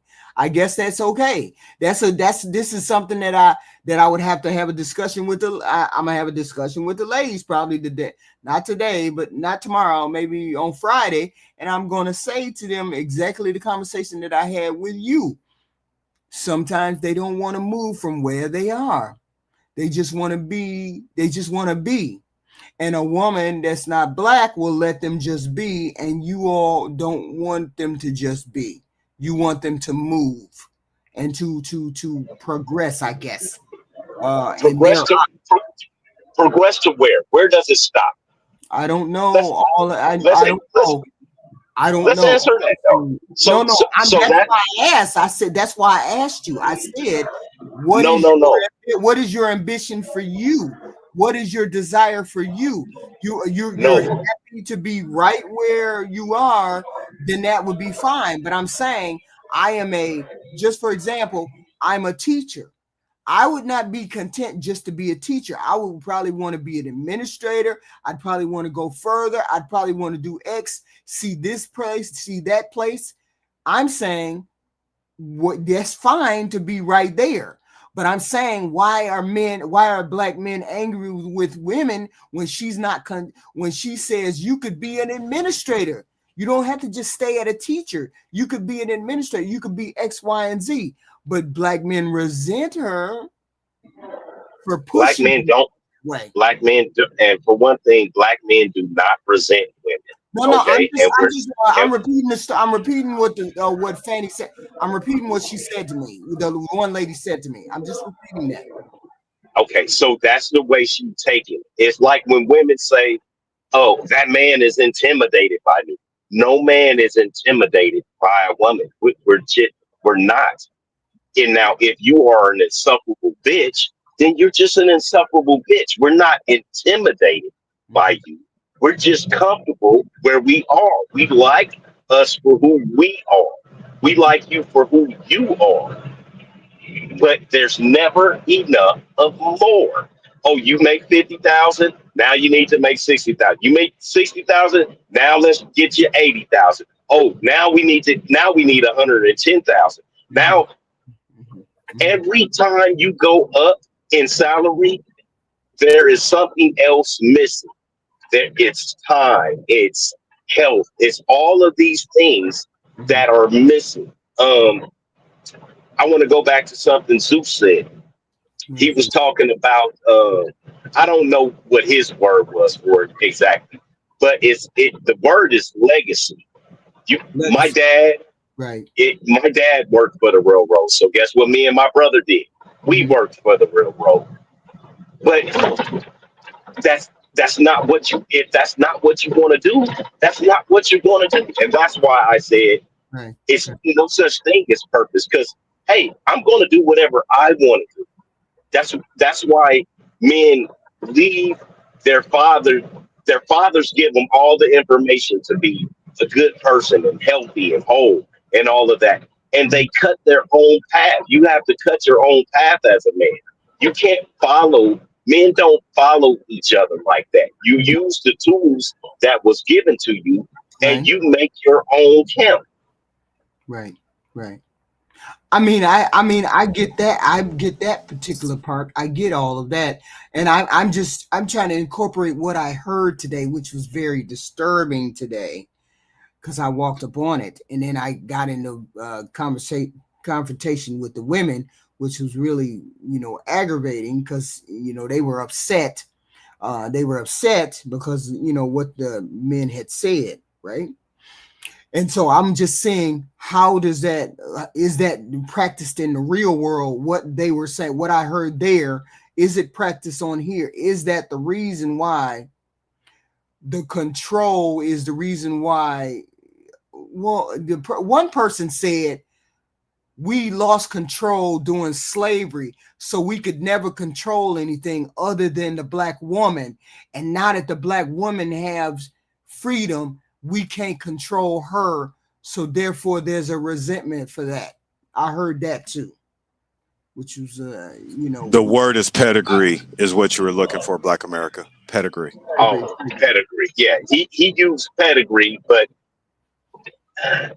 that I wouldn't use that word. Legacy, same thing. I'm with you. Yeah, because it's like, when I was a dog breeder, I had paper dogs, and it was like, what pedigree, what bloodline is that dog from? Two different words. Those are two different things. because pedigree is two different things, right? Yeah, legacy and pedigree. So we're saying the same thing. He's saying it's 10 o'clock. I'm saying it's 9:58. I think we get the gist of it, and that's where we need to keep the conversation going rather than breaking down like little simple words. I got you, Black America. You're on the same page. Oh, right on. No, we just got sidetracked on that. You just got sidetracked on that goofiness that I ran into today. Because I run into people. So why were the women mad though, HQ? Why were the women upset? Because the first gentleman, because the very before I even talked to those two, that I ran up on, I had a conversation with an older gentleman. He's the one who said, lost control in slavery, and then the only thing the men had control of was the women. That's why women got beat a lot or got abused, got beat a lot in 50, 67 because men had control of women at that time. And now that feminism hit, they don't have control because you can call the police, and so now they don't have control of black women and control of her mouth. So there's some kind of you go. And that's why we don't have families. That's it, right there. That black guy, that's the older black guy. That's what he said. And then, I just happened to be hearing this conversation with this man, and then something with these two men rang the same as that older man said. The older man said control too. So let me ask them about control, and then that's when the conversation started about control between men having control over women or men not having control over black women. And this was one of the reasons why black men resented black women, or every time you hear a black man say something about a black woman, it's always got to do with I can't control her, or she says what she wants, and this is a part of that submissive thing. That's how it came about. I just talked to people all day and they were saying something. I don't know why. I heard something totally different. What'd you hear? I heard a lot of women scared to be feminine. I hear a lot of women saying they got kids, but they don't want to be mothers. I hear a lot of women saying they can TikTok all day, but they can't look up a home cooked meal recipe. That's what I'm hearing. All this, like, we hate them. What are you talking about? Like, all of a sudden you're strong and independent, but you're the victim at the same time. You can't be both. You can't be both. And nobody wants to control anybody. What we want to do is, I want to team up with Black America. When he's fixing a car, I'm gonna go back to yesterday, Black America. When you changing my oil, you helping me out. Mm-hmm. Why do I need to run my mouth when he helping me out? Is he leading or am I leading? Mm-hmm. That's not a question in my mind. He's leading. Guess what I'm doing? I'm Robin. He's Batman. Robin's not talking. He's watching and he's learning. And if it takes 3 times for me to learn, I learn by participating, but mostly by absorbing. And you can't do talking and listening and learning. It just doesn't work. When these people, and I don't care about black women, you saying, you pushing the black women thing, I'm saying women in general. When women are in a classroom setting and they say, and the teacher says, don't talk to the end, they don't talk to the end till they get the information. Hey, when you get this paper, do this, this, and this. They do it. Why do they do that? But when it comes to their regular life, everything that we say, they go the opposite of, but we're holding them back. You ask me. Exactly. You listen to your boss. Across the board. That's across the board. You think? No, it's not. It's not. It's only with our women. You listen to your boss at work, but if I say, "Hey, baby, I want some salmon croquettes," I haven't had salmon croquettes in 15 years. Yeah, why the hell you say that? Damn. Salmon croquettes. Yeah, because I listen. I tell you, and I was going to interject something. So a couple of weeks ago, we went to the prison to talk to men, right? We went to the prison to talk to him. It was a guy who I hadn't seen since I was a teenager. Mm-hmm. He been in prison all this time, right? He has action to get out. Like he could have got out already. Mm-hmm. But the nigga don't want to get out because he's comfortable. He don't want any more in life. And I kind of laughed because you know why, HQ? When I was in prison, I loved it. It was an enjoyable time. Mm-hmm. I didn't have any stress. I could work out every day. I didn't have I couldn't see my kids, but for a lot of men, it's out of sight, out of mind. Yeah. You're relaxing, you're enjoying yourself. We can get into a situation or a place and be content. Yeah. And that's the problem. Like I said, it's always more. On the streets out here, you talk about, well, the women are going to push the men. Mm-hmm. Push them to where? They're just pushing them away because I don't want more. All I want is you. That's just a what the women were I was trying to conceptualize or contextualize what the women were trying to say, because I have 3-4 women coming at, talking at the same time. It's like I gotta absorb all of that stuff, right? Now you know how men feel. Please continue. So I had to absorb all that. So that's what I got from that conversation. But I really got, okay, so, and I'm doing a more helping on the outside than I am doing on here, because there's a lot of people I meet and I talk to. So taking back to the women, why you say just stuff, they just want more. And they're saying why we can't want more, not necessarily physical stuff, but more. I guess it would be HQ. While you gather yourself, I'm gonna go shopping. Okay, I'm gonna take Top Pro, and I'm gonna take Black America. Black America, you tell me if I'm wrong. Mm-hmm. We gonna go to the store, Mm-hmm. and I'm gonna buy Black America anything he want. I'm gonna buy Ty Pro anything he want. They gonna get the same thing. I don't even know these men. They gonna get the same thing. Ready? Mm-hmm. I'm gonna take you shopping, and I know exactly what you gonna get. Okay. Mm-hmm. When I take Black American Ty Pro, they gonna get a big truck. Mm-hmm. It's gonna be all kitted out. I'm gonna pay for it. That's what they gonna get. Mm-hmm. When you take a woman to the store, she want everything. That's what her request list is. And that's what Black America is saying. At a certain point, we have to be able to look backwards.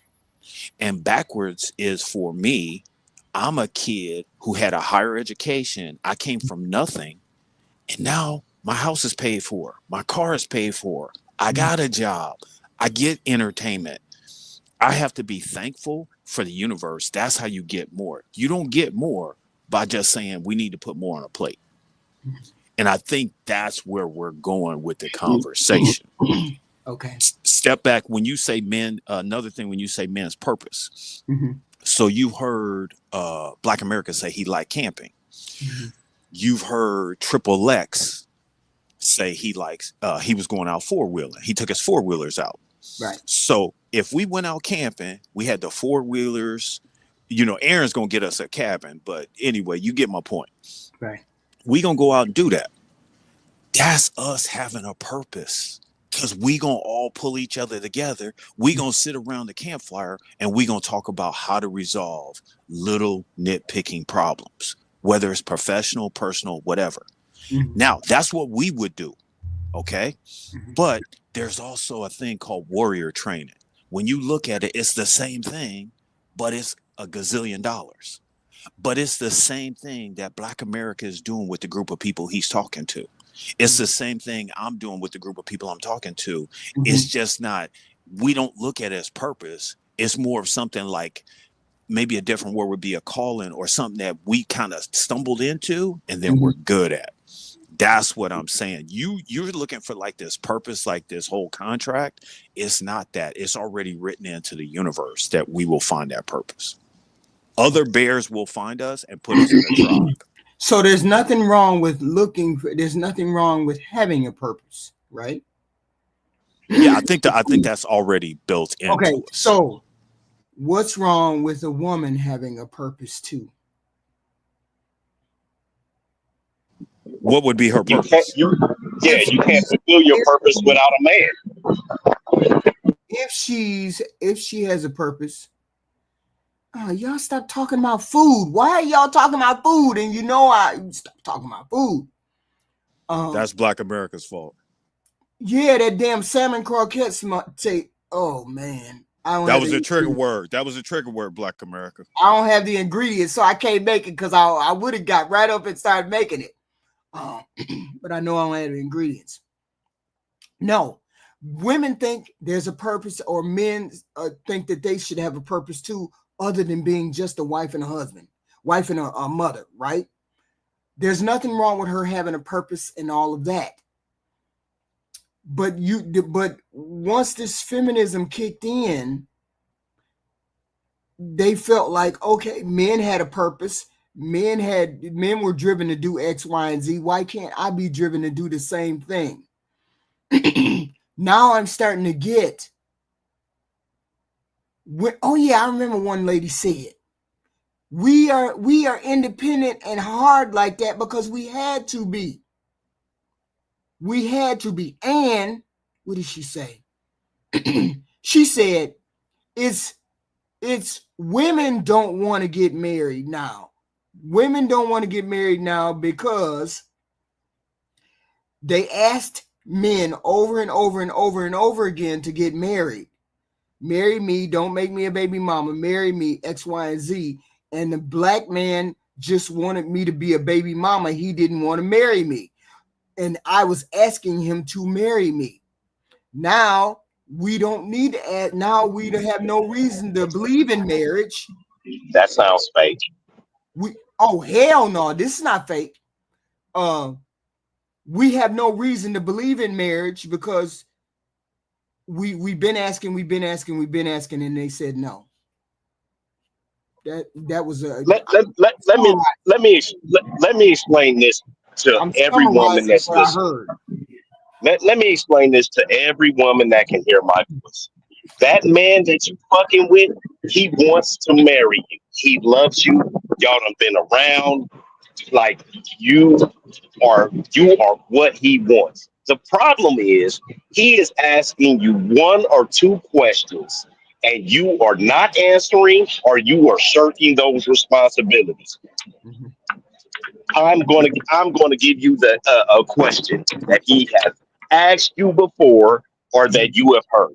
Mm-hmm. The number one question is, can you or will you put me first in your life? A man has asked the woman these questions. And you know what the women say? I got kids. I got my mama. My daddy's sick.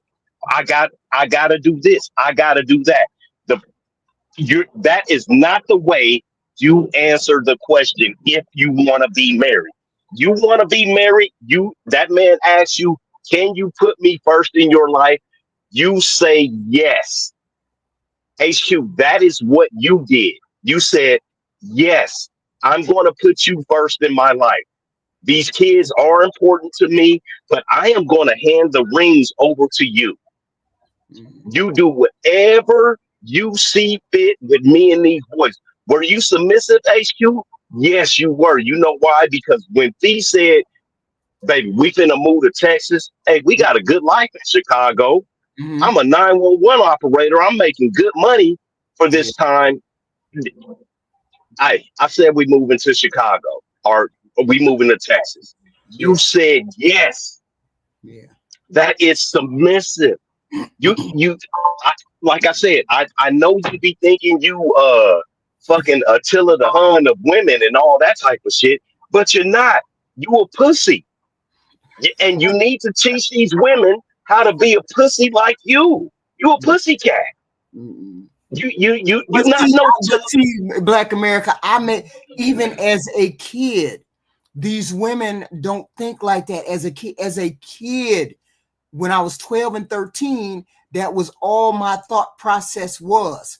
I'm going to get married, have kids. I'm going to travel the world. I'm going to do X, Y, and Z with my husband and kids. That was the only thought that I had at that time. I never thought to do anything other than that. When I went away to college,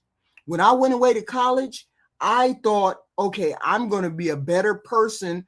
I'm going to be able to help, with money and finances. I'm going to be able to help this marriage because I'm going to find my husband here.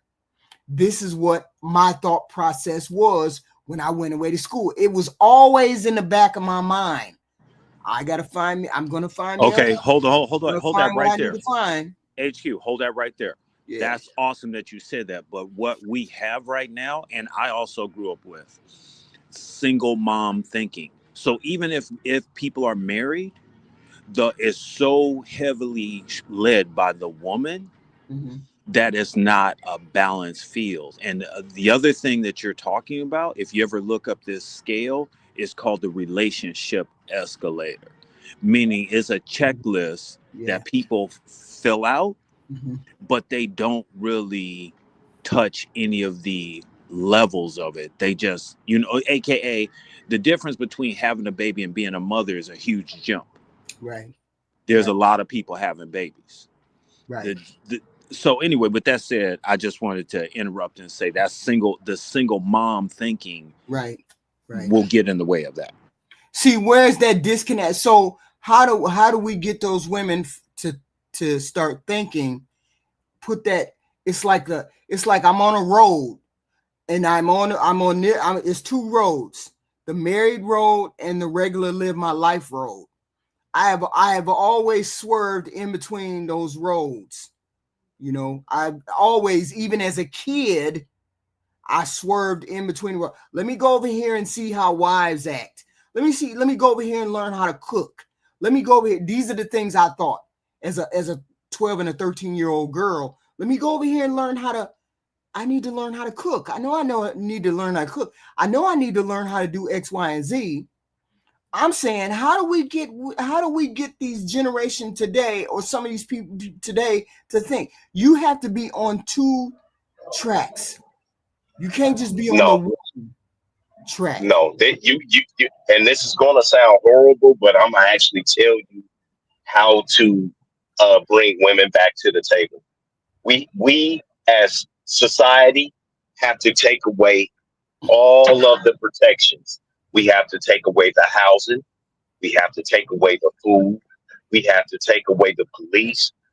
We have to take away all these things because men have to come to the forefront of their mind again. Women don't have food.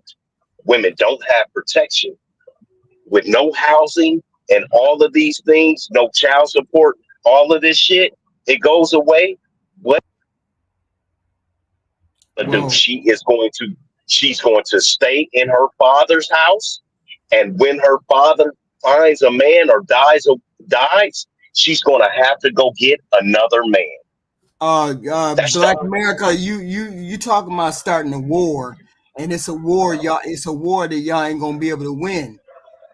What do you mean? What kind of war? What do you mean a war? It's not going to be a war. I'm saying because you have the simp men, so the simp men aren't going to allow that to happen. So that's a scenario. HQ, simp men, for one thing, simp men are scary. Simp men are Pan. Simp men are that other dude, Paris, and stuff like that. Simp men, hold on. That make laws. Yeah, no. I'm saying when all of that goes away. No. Why is everybody up in arms? Why are all the women up in arms about mandatory DNA testing? Why is that a problem that women don't want mandatory DNA testing? Because it says to a woman that you don't trust her when she tells you something, which means you don't. No, it takes away your protection. It takes away the protection of her offspring.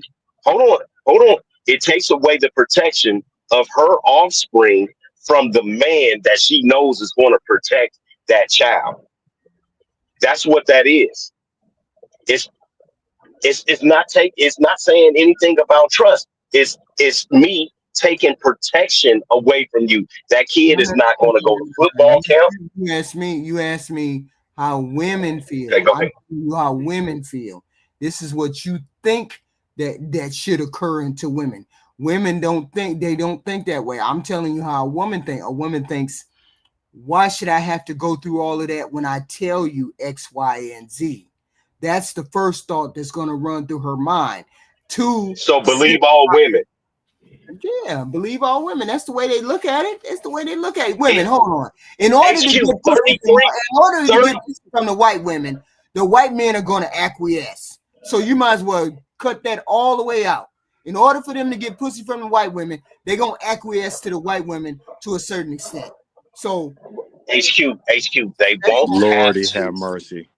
They won't have to. HQ, if you let me explain this to you. HQ, if you couldn't physically walk out of your house right now and be safe, you would be and drive around, you would physically be asking me and Zeus, can I come live with you or can you come live with me?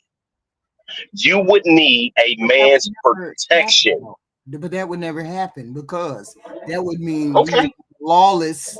We would have a lawless society. No, it wouldn't be lawless. Wait a minute. It wouldn't be lawless. Wait a minute. Let's be clear.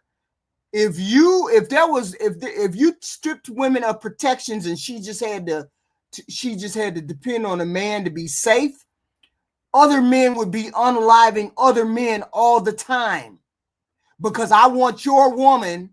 Ain't no law against me going to get your woman. I want your woman. People be getting broke off all the time. There's no way that's going to happen. And that's how this world existed forever. It is just recent. Right. It is just recent that the world doesn't work like that. Have you ever heard the term "women are the spoils of war"? Right. Have you ever heard that term? You know why? You know why? Because if you marry to Zeus and I kill him, you are now my bitch. My point exactly, which means we're never going back there because there would be mass murders all over the world. And just because of that one little fact. You think people ain't coming for Jay-Z to get Beyonce?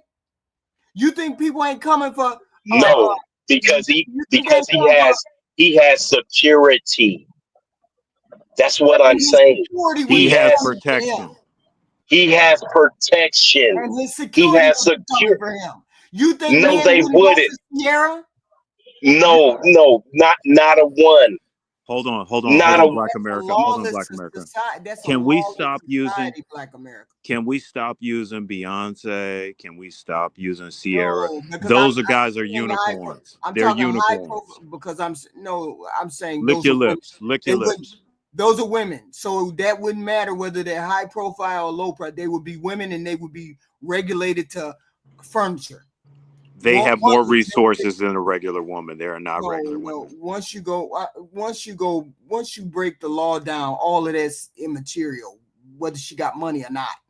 She still would be a woman. You're just making up stuff. Her husband still would be subject to getting his head knocked off because he wants his one. No, her husband is her protection, HQ. You don't understand. If we're all in the parking lot and we're all going at it with sticks and rocks, there is no man greater than another man. And I'm an animal, right? He can have as much money as he wants to. Exactly. He's just a man. So therefore, any man can come up and break him off and take his wife, regardless of whether No, listen to what I'm saying. This next 15 seconds is important. I'm a man. I am a savage. I am a beast. Okay? I really am. I need a crazy check for the shit that I've done. But I don't want to get hurt. I don't want to try Zeus. I'm 225 pounds. I can bench press over 400 pounds. But I don't want to try Zeus even though he's 165 pounds. I don't want to get hurt. People, yeah, but Black America, you're the one who said strip all of the protections away from women where they don't have any protection. If she don't have any protection, she can't. Your only protection is a man. You're going to run under a man is your protection. Right, but if you strip away the rights of female, she can't go to work, she can't X, Y, and Z, she can't X, Y, and Z, this, that, and the third. You're going to give license to other men to become. You missed the point, HQ. You missed the point. I get the point. I think that's what it is. I think she missed the point. No, I didn't miss the point. I completely get it.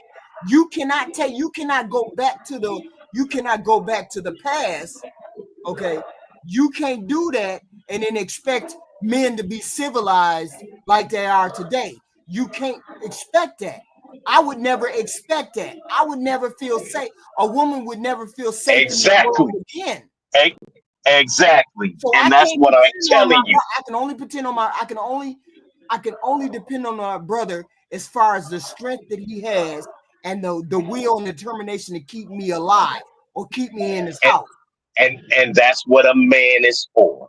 And that's what I am telling you. Let's say we took away Section 8, EBT. Let's say we take away all those coverings that they have for women. Let's say we take away all, and you got 3 to 5 million women out on the street. They're not going to be on the street for long, HQ. They're going to go find a man to get up underneath. Wait a minute. They're going to go find. Wait a minute. Hold on. Women. Go ahead. Most women who collect those kind of services and those kind of check and that kind of money don't have a man that they can get up under.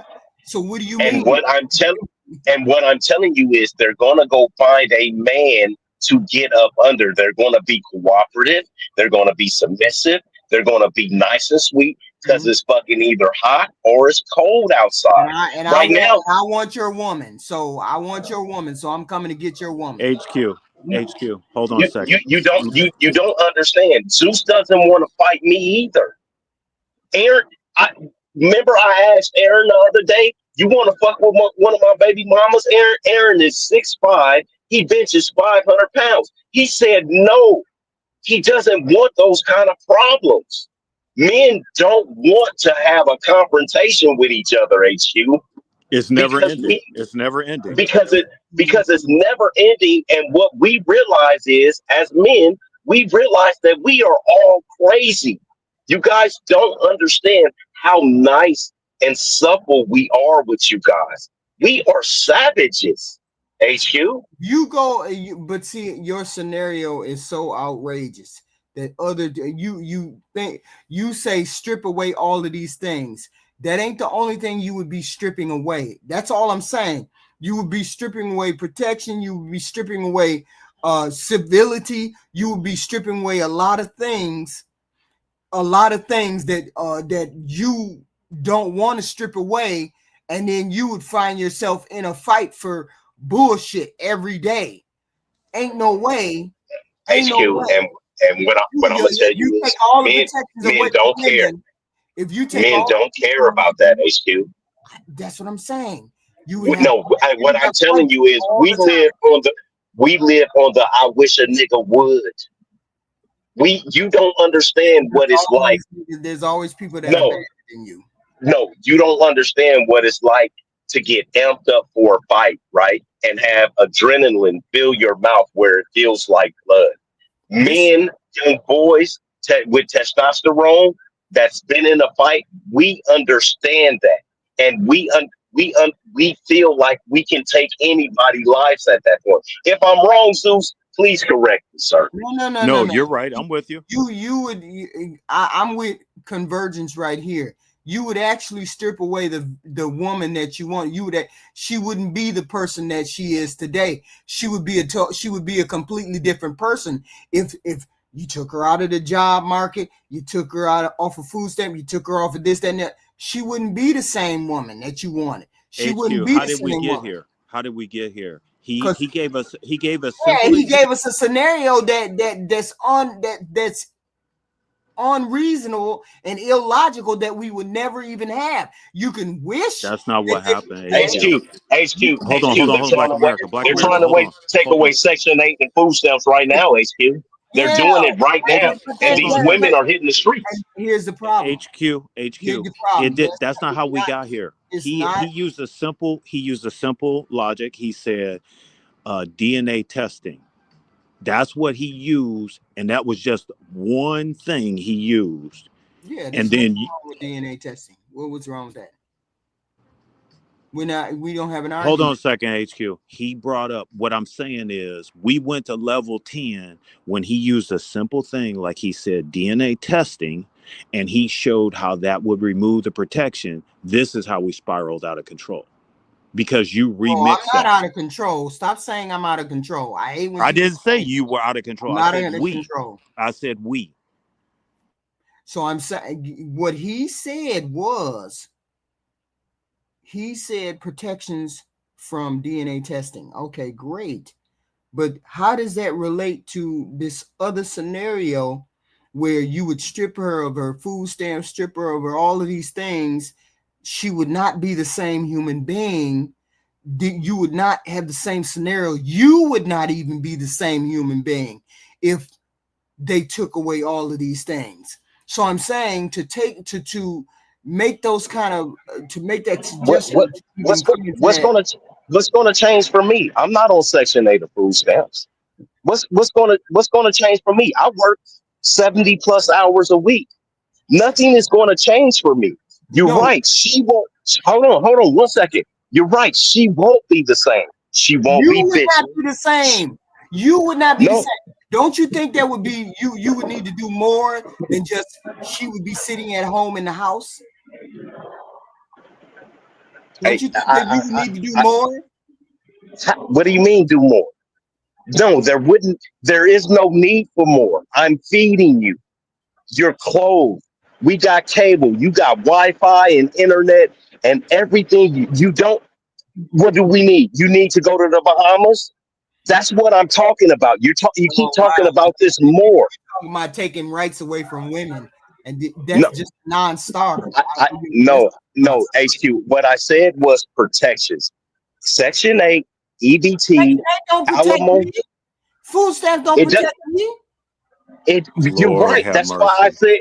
That's why I said 20% of black women are only 20% of women are black women are on the poverty level. The rest of them are not.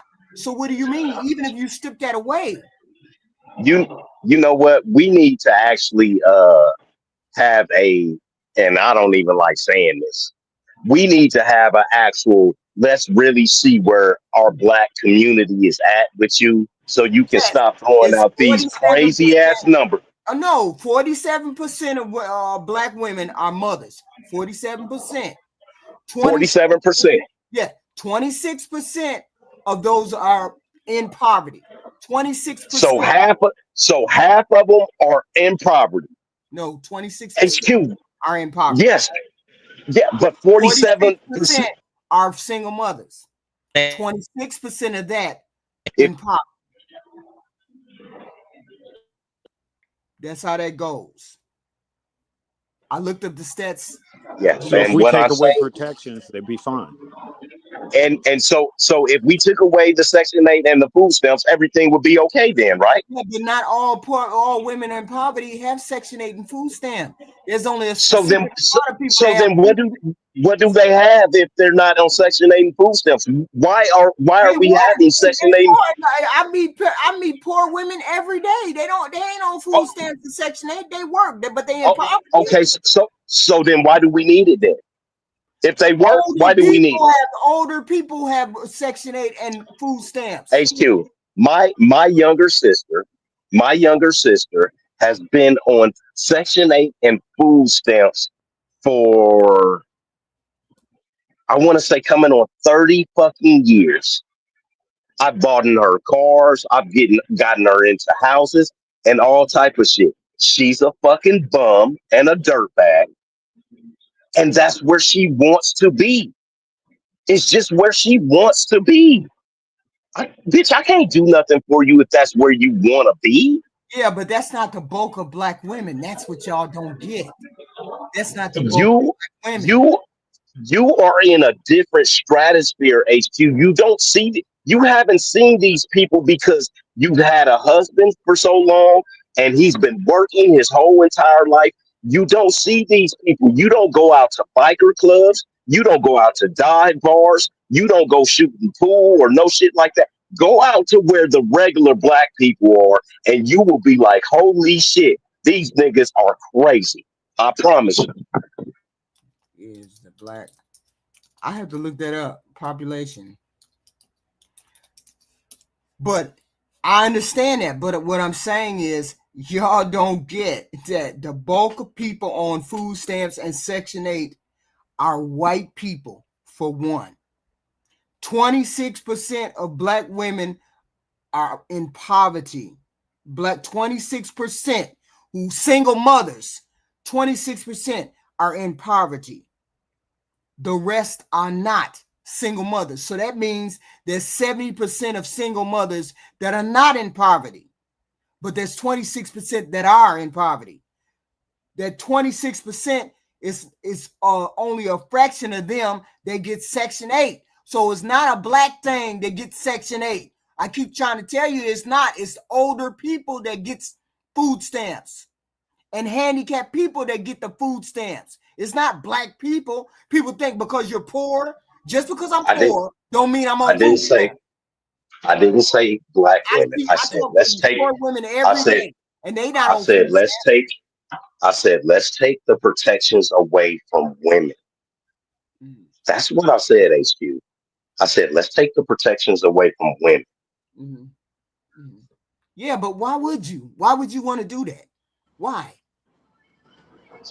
You missed the point. You missed the point. So that we can see. I didn't say exactly. So we can see a change in their behavior and a change in their dynamic. If you don't have, way to see a change in my behavior. If you don't have a place to live and you don't have food in your stomach, you're gonna be acting a whole lot different. So you want women to be compliant. So you're unhappy with the way women act. So you want women to be compliant. Stop it, tyranny. Stop it, tyranny. So you take their rights away. I didn't say take their rights. I'm saying take all of their protections and the things that are handicapping them. The things that are a handicap is something that is given to you. All of these extras that are given to us. Yeah, let's take those things away from the women. You specifically said food stamps, and I said there's 26% of black women who are in poverty, but not all. I don't care about black women. I don't care about black women. That's what I'm telling you. We're talking about black women because you deal with black women, so we're talking about black women. Okay, fine. 26% are in poverty, but that don't mean that 26% all of them get food stamps. Okay. They don't all get food stamps. A lot of them just work and aren't eligible to get food stamps. So I'm saying you want to strip them away from food stamps, and most of them don't even get food stamps.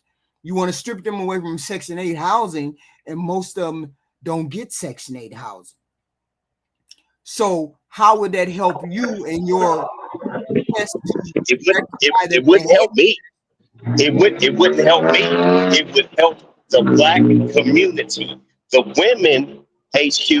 If you don't have how does putting women back in poverty help the women? Well, you said the women weren't in poverty. You just said that.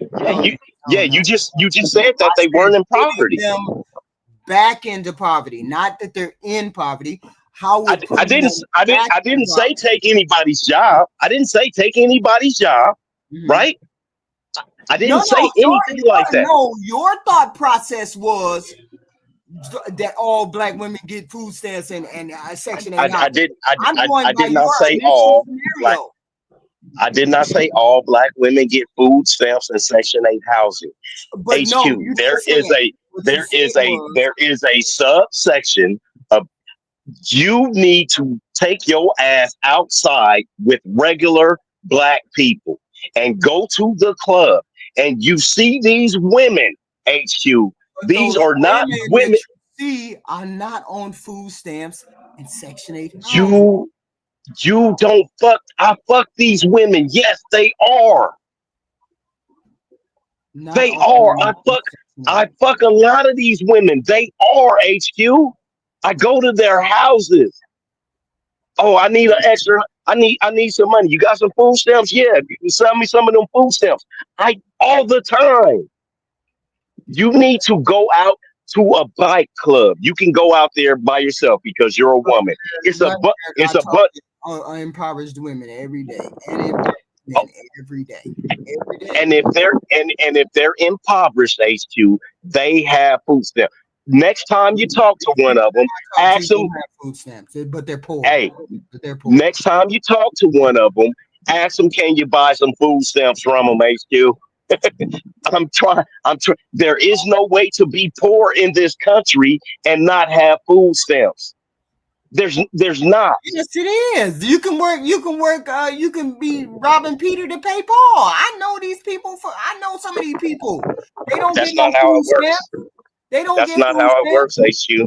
That's not how it works. I promise you, that's not how it works, HQ.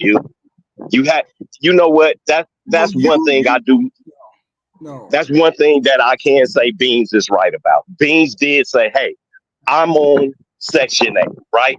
Beans, a man on Section 8, right? Straight to me, that's complete bum shit. We take away those things from those people. He's 40-something years old. Yes, he's fat and overweight, but he can get his punk ass out and get a better job or do something. You see what I mean? Right. Take away these protections. That would be one of the instances in which you would be fighting to get someone off of Section 8 if he was the person that you described. I don't know his circumstance. I don't know. I've never met a man that was on Section 8. I've never thought of that. Right. I mean, I've never met a man that was on Section 8. That was the first time. And that's what I said. And that's why I'm so upset by it. Like, why? Nigga, if you're on Section 8, you need to be on the streets. That's the way, like, seriously, that's the way I feel about it. Like, if you're not working to provide for yourself, you need to be homeless. I don't care if a man is homeless. But what I'm telling you, I do care if a woman is homeless. And if these women are going out to the street and they don't have an alcohol problem or a drug addiction, those women are going to be smart enough to say, hey, I need a man, or we all need to pile up in something together. Last year, that lady was in the car with her mother, sibling, and her kids, and them babies died. It's because she didn't get up underneath the man, HQ. A nigga is not going to have you in the car in the middle of winter sleeping in a goddamn car, especially not with his kids. You're not going to, we don't do shit like that. You said, I get what you're saying, but that's kind of immoral to me. It's kind of off to me, because you're saying a woman doesn't deserve to have anything unless she's under the covering of a man, or she doesn't deserve to have that's not what I'm saying, HQ. No, I didn't say anything like that. You're saying take everything away from her so that she can get under a man's covering. Take no, everything away from her so she don't have any decisions to make. In order to change their behavior. Why do they need to change their behavior? You just find a different woman. Most of our women have bad, irreprehensible behavior. HQ. I'm saying I don't believe that, because I'm not that way. That's because you are in the upper echelons of people, and you have been for the last, let's say, 20 years. You need to go out with one of your daughters or go out with one of your sons and hang around regular fucking people. And then you come back after you report that and tell us what's going on and what you see. You can't say it. I HQ, I got a friend. I got a friend that has so much money. He had to give his wife 40 million in cash and a fucking house in the Florida Keys. And he drives around in like a 2005 Mercedes. I know rich people, but I also know a nigga named Jeremy. That's my homeboy that lives under the bridge that I give clothes, jacket, and food to, anytime he needs it. I don't And he think I comes don't in. I get what you're saying, but I don't think you get what you said, what you're saying. You're saying in order to alter another human being's behavior and bend them towards your will, you want to take Not what he said. Yes, it is what he said. It's exactly what he said. In order for a person to go bend towards your will, Not you're my willing will. to I'm strip fine. them, not I'm your fine. will, men's will. In order for women to bend towards your will, another person's behavior that you shouldn't have any right to change or alter whatsoever unless they're in your life, you want to strip the protections away from women as a whole so that they can bend towards your will and what you want because you can't control them otherwise. This is how it's coming Well, across. well, HQ, HQ. I don't believe around. I don't believe in just going around and beating women. Okay, I don't. I don't want you be. I don't want anybody hitting women. Okay, so let's say that. I don't want anybody mistreating women. I don't want women to end up in brothels. I don't want to see women out on the streets. I actually don't like women who are cantankerous, though. You know how HQ. you can We you know we how you we can cannot. damage a child. You know how you can damage a child without even touching a child. You know how you can damage a child. You just have By to not having a father. you just not have to love them. You just don't have to love them. And you can damage a child. So I'm saying you have to think Let before me. you say. I'm gonna tell you a story about my dad right quick, and then I'm gonna jump off and I'm gonna listen. We went on vacation. We went. It's funny now. It wasn't funny when I was a kid, but this is fucking hilarious now. Okay, we went on vacation. We was going camping, and we in San Francisco. We was on the wharf and all of that, and I zipped my pecker up in my pants, right? and and I scream bloody murder. I'm like, ah! So my dad kick in the door and he see me standing there crying. He say, boy, I thought one of these gay people had you, right? Oh, Because I'm screaming. And I'm like, no, Dad, I zipped myself up in my pants. oh. My dad took my pecker and unzipped that motherfucker right there in the bathroom. I'm bleeding all over the place, just Oh. like in that movie, Something About Mary. Mm. HQ, I know my dad loved me, Mm-hmm. but that doesn't show any kind of love for a young man. When you take his, I still got the scar on the bottom of my pecker. That doesn't show any kind of love towards a person when you rip their dick out of their zipper. HQ. Mm. So what I'm saying is what you guys think is love and stuff like that, that does not work on guys. All right. I hope somebody laughed at my misery with my Yeah, dad and my dick everybody's joke. saying yikes. Everybody holding their pecker. What do you mean? Oh my God. I was bleeding so bad. He just took some tissue HQ and wrapped it around my dick. And Mm. and I was sitting in my mom's lap with my dick rolled up in toilet tissue all the way to Redwood Forest. All right. I'll talk to you guys in a minute. Okay. Let's see. Why you still? Oh, so if you ain't have okay. Uh, shit. Triple, you came up. What did you have to say, sir? Yo, okay. Peace and blessings, Lady Heathen Queen. How are you? How are you this esteemed evening? I'm fine. I'm Okay. fine. Okay. I'm Black America testing my my patience. Or no, not testing my see. I've been listening in off and in the last 3 days. Been very entertaining panels. Really letting Black America stretch his legs. Right. I like it. He's been able to really do his thing the last few days. Right. I think.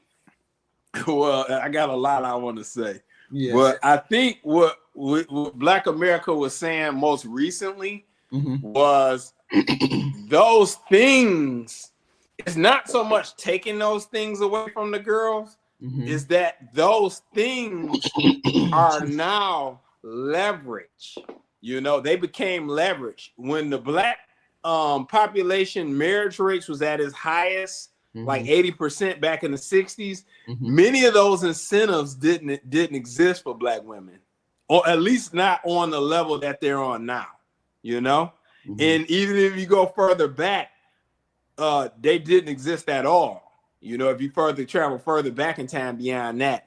So those things, those are great things for people who need them, but once people have a level of leverage, in a lot of cases, people utilize that leverage. That's just how it is. Like, think about it. If your boss is constantly bossing you around or whatever, and you run into a $2 million inheritance next week, most people are gonna go in there and say, "Hey, let me tell you something. Kiss my whole ass."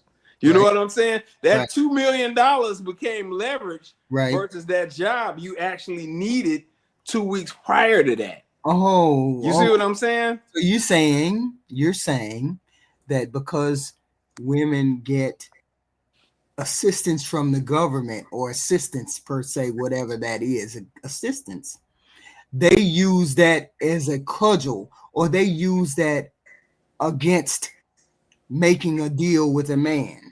Yes, collectively, and it's more than just that assistance. But yeah, that assistance is a big part of it.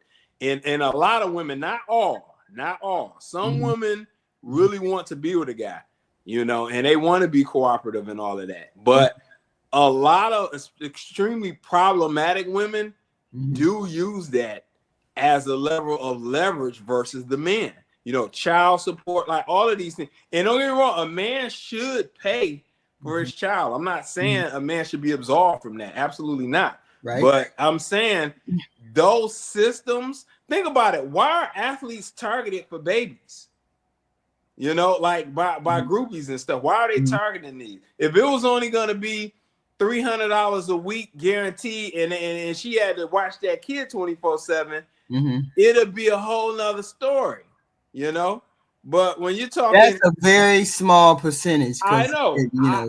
I know it's a very small subset, but it still exists though. Right. And it's collective. It's under a big umbrella. Yeah, but we have the other side too. That we have the equivalent. We have the equivalent on the other side too. What's that? The equivalent on the other side to men who don't want to conform to be a husband too. We have that on the other side. Well, here's the thing. You're right, but here's my take. On the flip side of that coin, those men should never become fathers, because those men should be properly vetted by those women. And once it is known that this guy is not serious about being a husband, she should have no babies by this guy.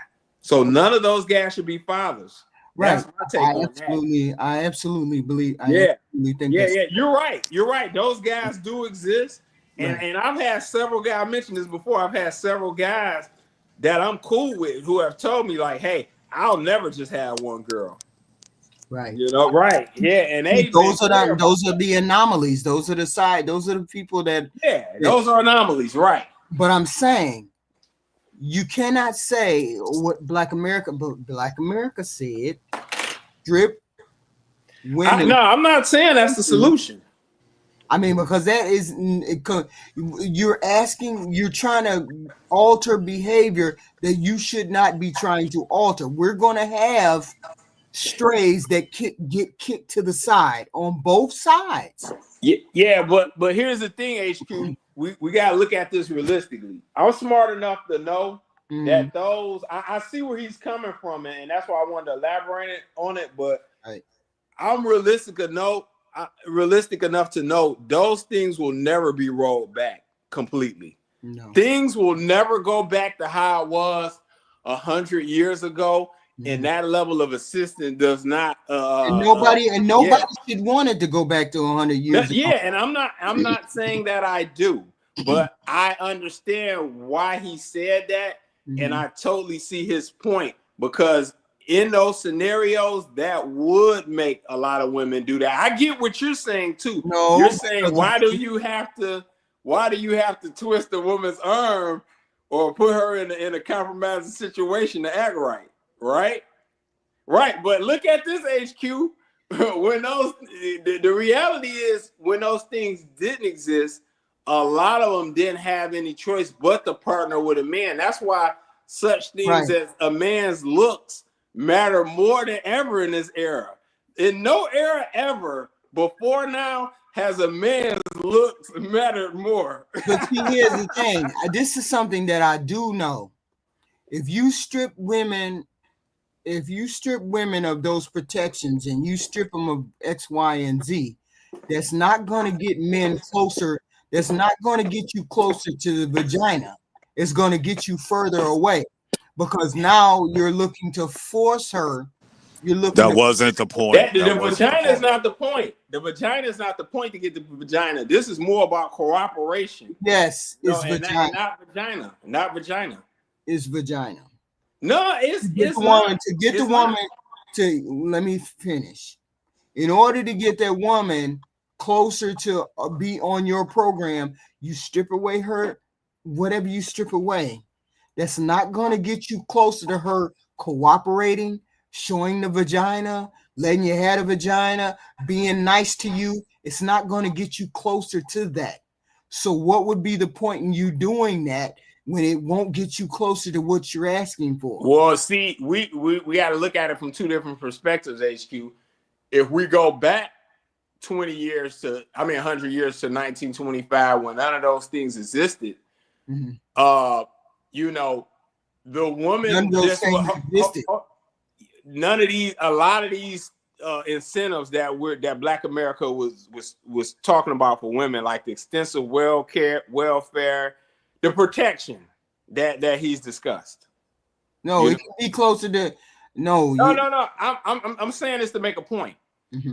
When those things didn't exist in a manner that in the same way they exist now. Yeah, they don't understand what they're talking. They don't understand. Right. So those things were not missed. The women had to acquiesce to what the game plan was, and getting a man was of the utmost priority in those eras. Now, I see your perspective. Like, to have these things now and take it away from the woman, it would cause resentment from the woman. You're gonna have more than resentment. You're gonna have to take it. Very upset. Right. Yeah, I know. So that's why I said it can never go back to what it was, as I said before. So I'm with you on it. And it's not a matter of better one. It's not a matter. If it's not going to make you better. All of these programs don't make women worse.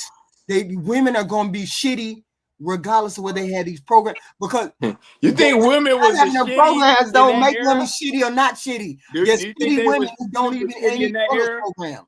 Let me ask you a question. Do you think they're more shitty now than they were 100 years ago or not? They're more vocal. You're seeing it. No, I'm just saying, are they just shitty? I'm explaining it. They're more vocal now. Go ahead. They're more vocal now. Back then they were the same as they are today. Women were deleting themselves, getting put in the asylums and doing all of this kind of stuff. I'm gonna say this. I'm not gonna say my mom's age, but she's probably nearly enough to be old as your mom. Right. Her mom, which would be my grandma, which was born in 1912, she said from their talks, because we've talked about this on before, What she said, her mom said, and her mom, keeping in mind, was born in 1912. Right. Stated that women of that era was a lot more classy and a lot more ladylike, you know. So them being But this you didn't ask me about that. Hold on.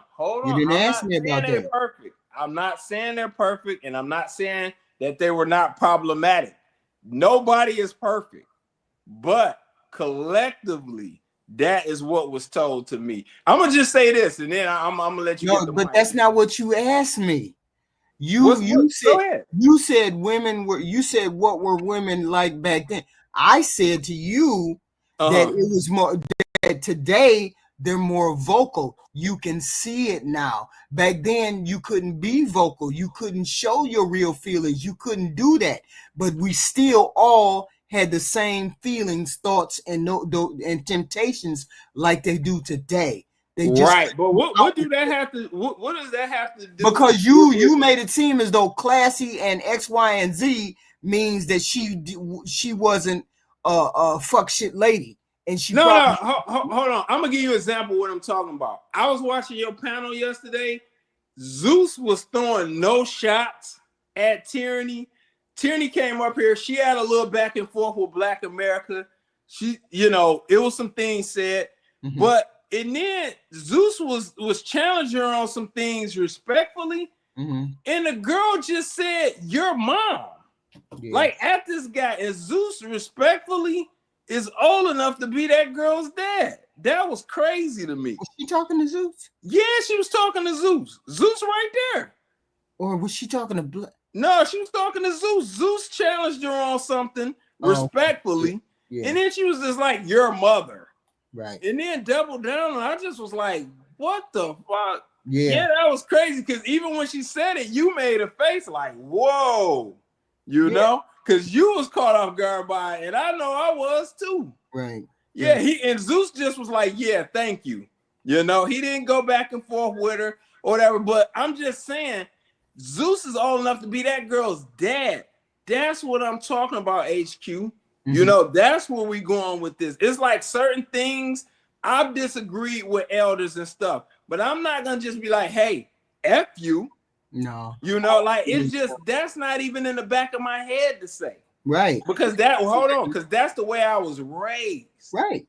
That's the way they was raised. Right. That's what she was saying. Right. I mean, look, people are raised. I'm not going to speculate on how people were raised. I'm not going to speculate on that. I'm like, did a pack of rules raise Tyranny, or what the hell happened, man? That was crazy. I'm not. I can't have a conversation on somebody how other people were raised. I can't. I understand that. I only can go by what they say. There's a lot of conversations. And people say some wild shit. Wait a minute. Yeah, people. You ain't been on my panel. Have you been on a panel? Wait a minute. Maybe you did answer the question. No, yeah, you did. Okay. I was going to ask you something. Go ahead. No, it was the conversation earlier about the control and all of that stuff. But I think we got into it with Beans. And go ahead and talk, HQ. I got a lot. No. Can I jump in? Let me get back into that. Let me jump in on something. Okay, go ahead. Hey Lex, I love you, brother. So Lex, you're on my team now. You just came to my team. Oh, salute, brother, salute. All right, so I asked you, hey Lex, I want you to go down to the printer and I want you to run these prints. Then I want you to take these other prints, put them in colors, and then put them in a blindfold, and then meet me back in my office. Yeah. Oh yeah.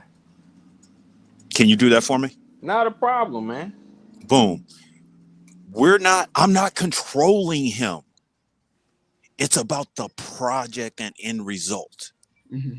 If he has a problem after the task, he pulls me aside. Whether it's the parking lot, the bathroom, hey, let's go to lunch. Hey, let's stop and get some coffee together. We're going to clear the air on the communication path. I'm not controlling him.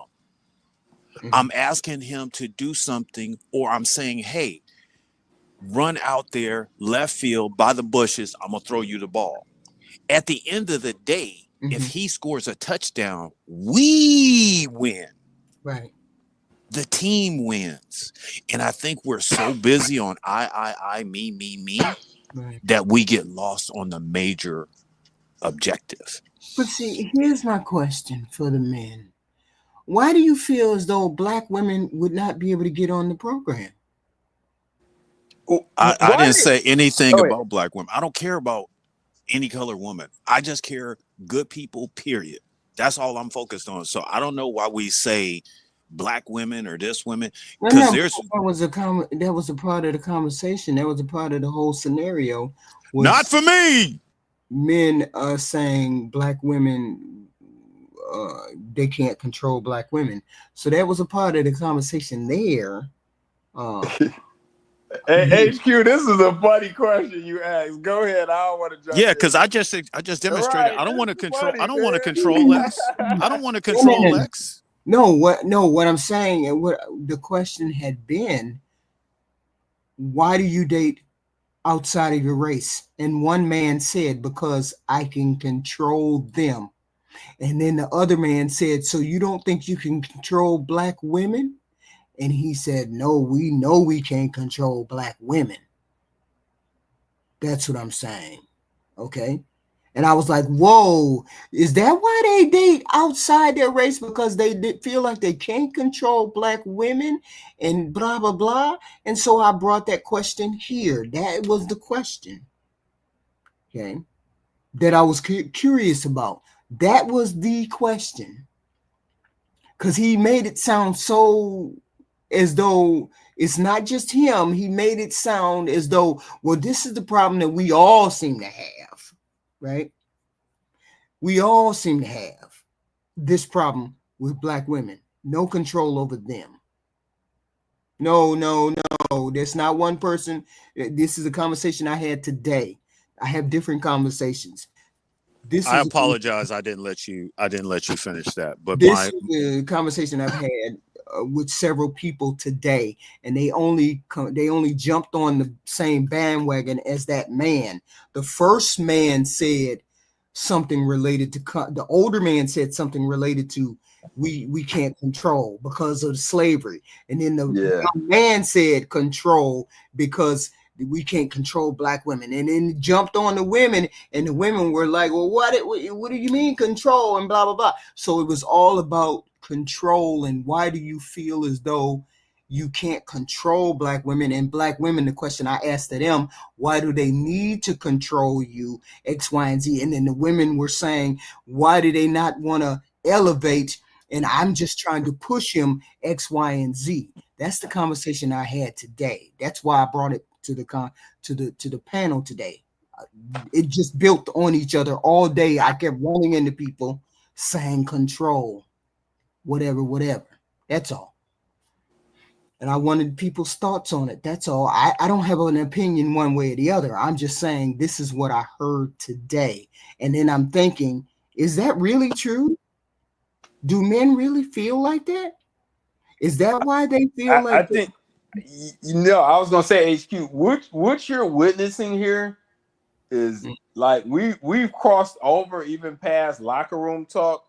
Mm-hmm. You're diving deep into the psychology of men here, and what you're finding out slowly but surely is men are, and I know you probably already knew men and women are very different, but we are very, very, very, very, very different from women.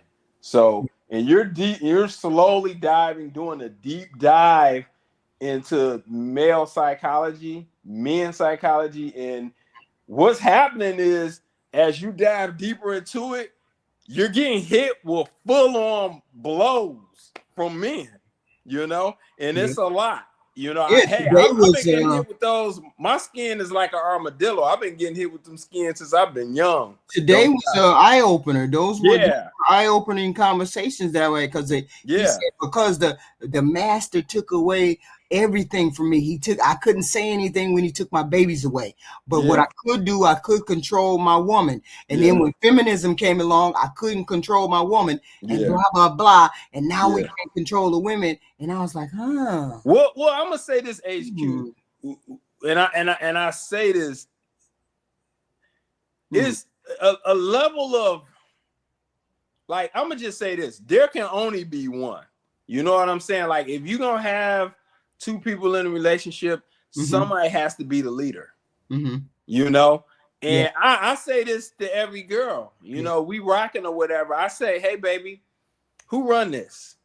You know what I'm saying? And if she ain't like, hey, you run this, Zaddy, then you know, this ain't it. This ain't for us. Right. You know, like, we could just be cool. You can come and go as you want, but it ain't gonna be nothing serious. Yeah. You know? I understand that. I understand when he said that control, I was like, okay, that makes sense. That kind of makes sense. And when the other young man said it, I was like, oh, okay, so that do make kind of sense. Yeah.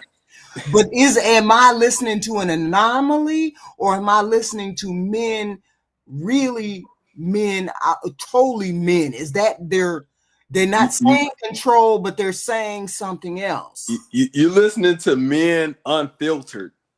You know, he was like really raw with it. He was like, y'all can't keep your damn. He was really very. I will say this too. There are variations to it. It's not like an absolute, because every man kind of got his own style. So even if every man had the ideal situation and woman he wanted, they would still execute it slightly different. You know, it'd be a lot of similarities, but some guys would just have a naturally more laid back style, which would invoke a little bit more freedom from the woman. But some guys would be boom, boom, boom, boom, boom, boom on a woman, because that's just how they are. You know, so it still will be differences, because I see it now. But because every man got his own style and personality. Right. You know, So here's my question. Go ahead. How do you bridge the gap between him saying, we can't control these women? And then I had the conversation with the women after that. I was like, you all aren't submissive. You all don't know how to keep your mouth shut. You always got, I didn't say it like that, but I'm saying it in a nice way, right? The men say you don't know how to be submissive. The men say you don't know how to keep your mouth shut. You're always pushing, blah, blah, blah. How do we get from here to here? How do we bridge that gap between black men and black women? And then the women were saying, we only want to help. We only want to be, we only want to push them to be the best that they are. We only want to X, Y, and Z. So if that is the thought of the black woman, she's saying, I just want him to be the best that he can be. I want him to X, Y, and Z. But the man hears nagging. How do you bridge the gap between him hearing nagging and the woman saying, I need to push him to be the best that he can be, the best leader he can be, and I'm behind him 100%? Well, you know what? What you bring up is kind of a dynamic I got with my mom. I got a real good relationship with her, and she has a level of nag. You know, when I talk to her, right. But I'm gonna say mom, though. That's your mom. It is mom. So the dynamics a little bit different. But I've been with women before, like, and as those were my girlfriends, and they had a level of nag. Like, I say this, it needs to be a careful balance. You know, ideally, you do want a woman that's keeping you on your toes, that kind of holds you accountable to some things you say. You don't want to just be a man that spout a whole bunch of nonsense and then you never follow up on shit and all that, because can she really be that, you really be that guy that she really betting the farm on, and you ain't really a dependable down-to-earth guy. Go ahead, Zeus. You look like you want to say something. I think one of the things we've talked about that is missing when you say, how come the woman can't talk or she can't, give her whatever. I think that comes from a communication tool. And I'm gonna give an example of a bad communication tool. Mm-hmm. Girl comes to me and she has outfit on. She says, does this make me look fat? That's a trap. That's a trap. Trap question. Right. But the thing is, as a man, you got to fall on your face like 10 times before you figure out, like, hey, you know what? What other options do we have? Mm-hmm. Oh, you know what? That one out of the 3, that one's a little bit better. Mm-hmm. Mm-hmm. You have to learn those things. And I think for a woman, going back 40 minutes in the conversation, if she isn't growing up with a man in the house, mm-hmm. she's missing that link of how to communicate and finesse a conversation. Lex may be smarter than me, but I'm his boss. He's got to figure out how to communicate with me without knocking me down, but still keeping harmonious. And you figure that out at work. You figure that out, whether you have to go talk to somebody or what else. And I think a lot of females, a lot of guys in relationships don't want to work on those communication tools. That's what I think the bigger problem is. Okay. With that said, I'm in. I'm going to start talking to the women, but this is offline. Having conversations with the women. Do you see how I have to conduct meetings with men? Do you see how I talk to men when I'm in the meeting? It's not a combative thing. It's not a confrontational thing. It's more of you got to learn to listen. You got to learn to keep your mouth shut and listen and be a little bit more humble. So I'm going to have to work on the women. I'm going to do this. So once we work on the women, hopefully we can come back and report, because I think there's a gap between the nagging and the I want to help. Yeah, I say this too. What I would like to see, right, HQ. I think that's great. I see this. I'm gonna just say, for example, for TikTok, for example, right? Mm-hmm. We see a lot of young girls on there doing the most, acting the fool or whatever. Right. If it was a group of elder Black women popping up on there, mm-hmm. and was like checking young ridiculous behavior, like with shorts and videos, and it was getting traction, mm-hmm. that would be a hell of a combat tool. I don't know how to search that thing. I don't know how to use that TikTok thing. I just turned it on, and whatever comes down the feed, I don't know. And I try to type in stuff, and try to find the young women who come up with stuff. And all it don't never work. Yeah. And another thing I wanted to say, and I'm glad Ty Pro reminded me, respect to Ty Pro, is when even on this thing, when you see Tyranny like act out like that, just say, hey, Tyranny, you doing too much.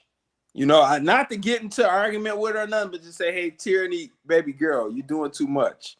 I know she done became SBC's version of Carrie Hilson. She said she was one of the finest women ever last time she was up here, but I get it. But me having a see, I don't attack. I try not to attack.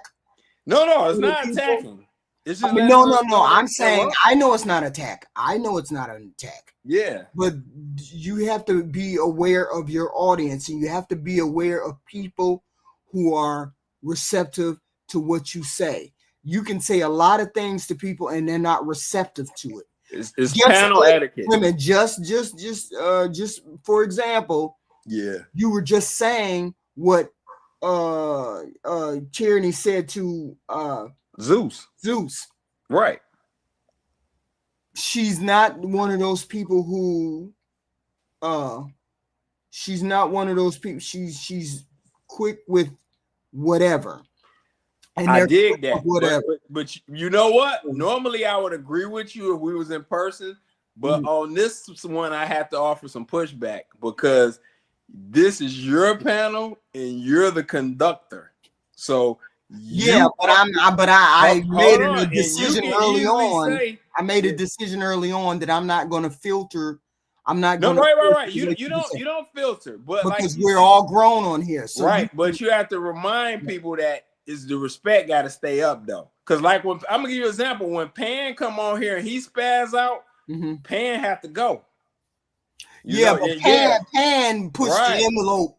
He pushed the envelope every time he came up here. Right. Every time he came up here. Yeah. But that's not the first time that she's disrespected. Yeah, but she's pushed the envelope towards you all. She hasn't pushed the envelope towards me.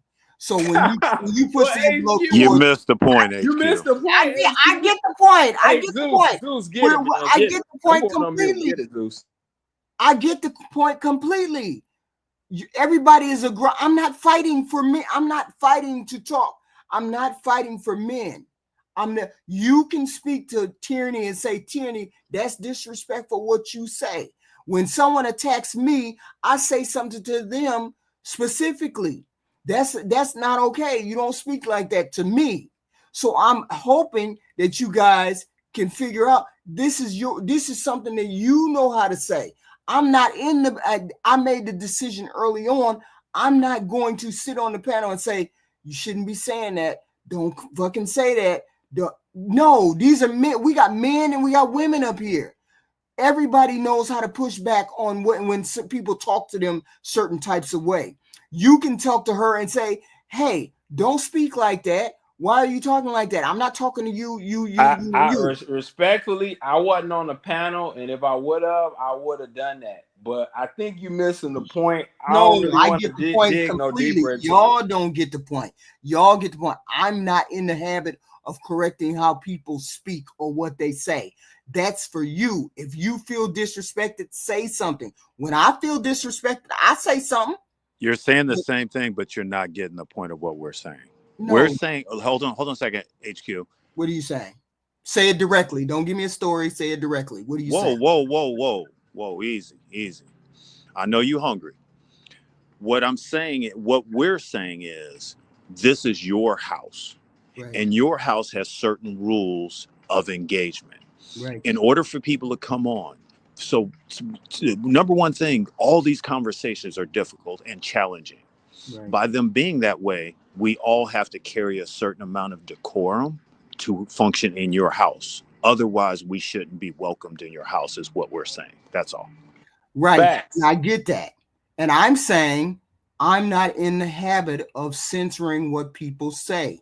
And I'm definitely not in the habit of saying, if she say, shut your ass up, why aren't you able to say, you don't need to talk to me like that, X, Y, and Z? Why do I need to fight your battle when you have an issue with her? I'm saying I'm not going to fight that battle. If you get on the panel and you start saying X, Y, Z, X, Y, Z, X, Y, Z, that's a different thing. But if she's talking to you specifically, no, you're a liar, X, Y, and Z.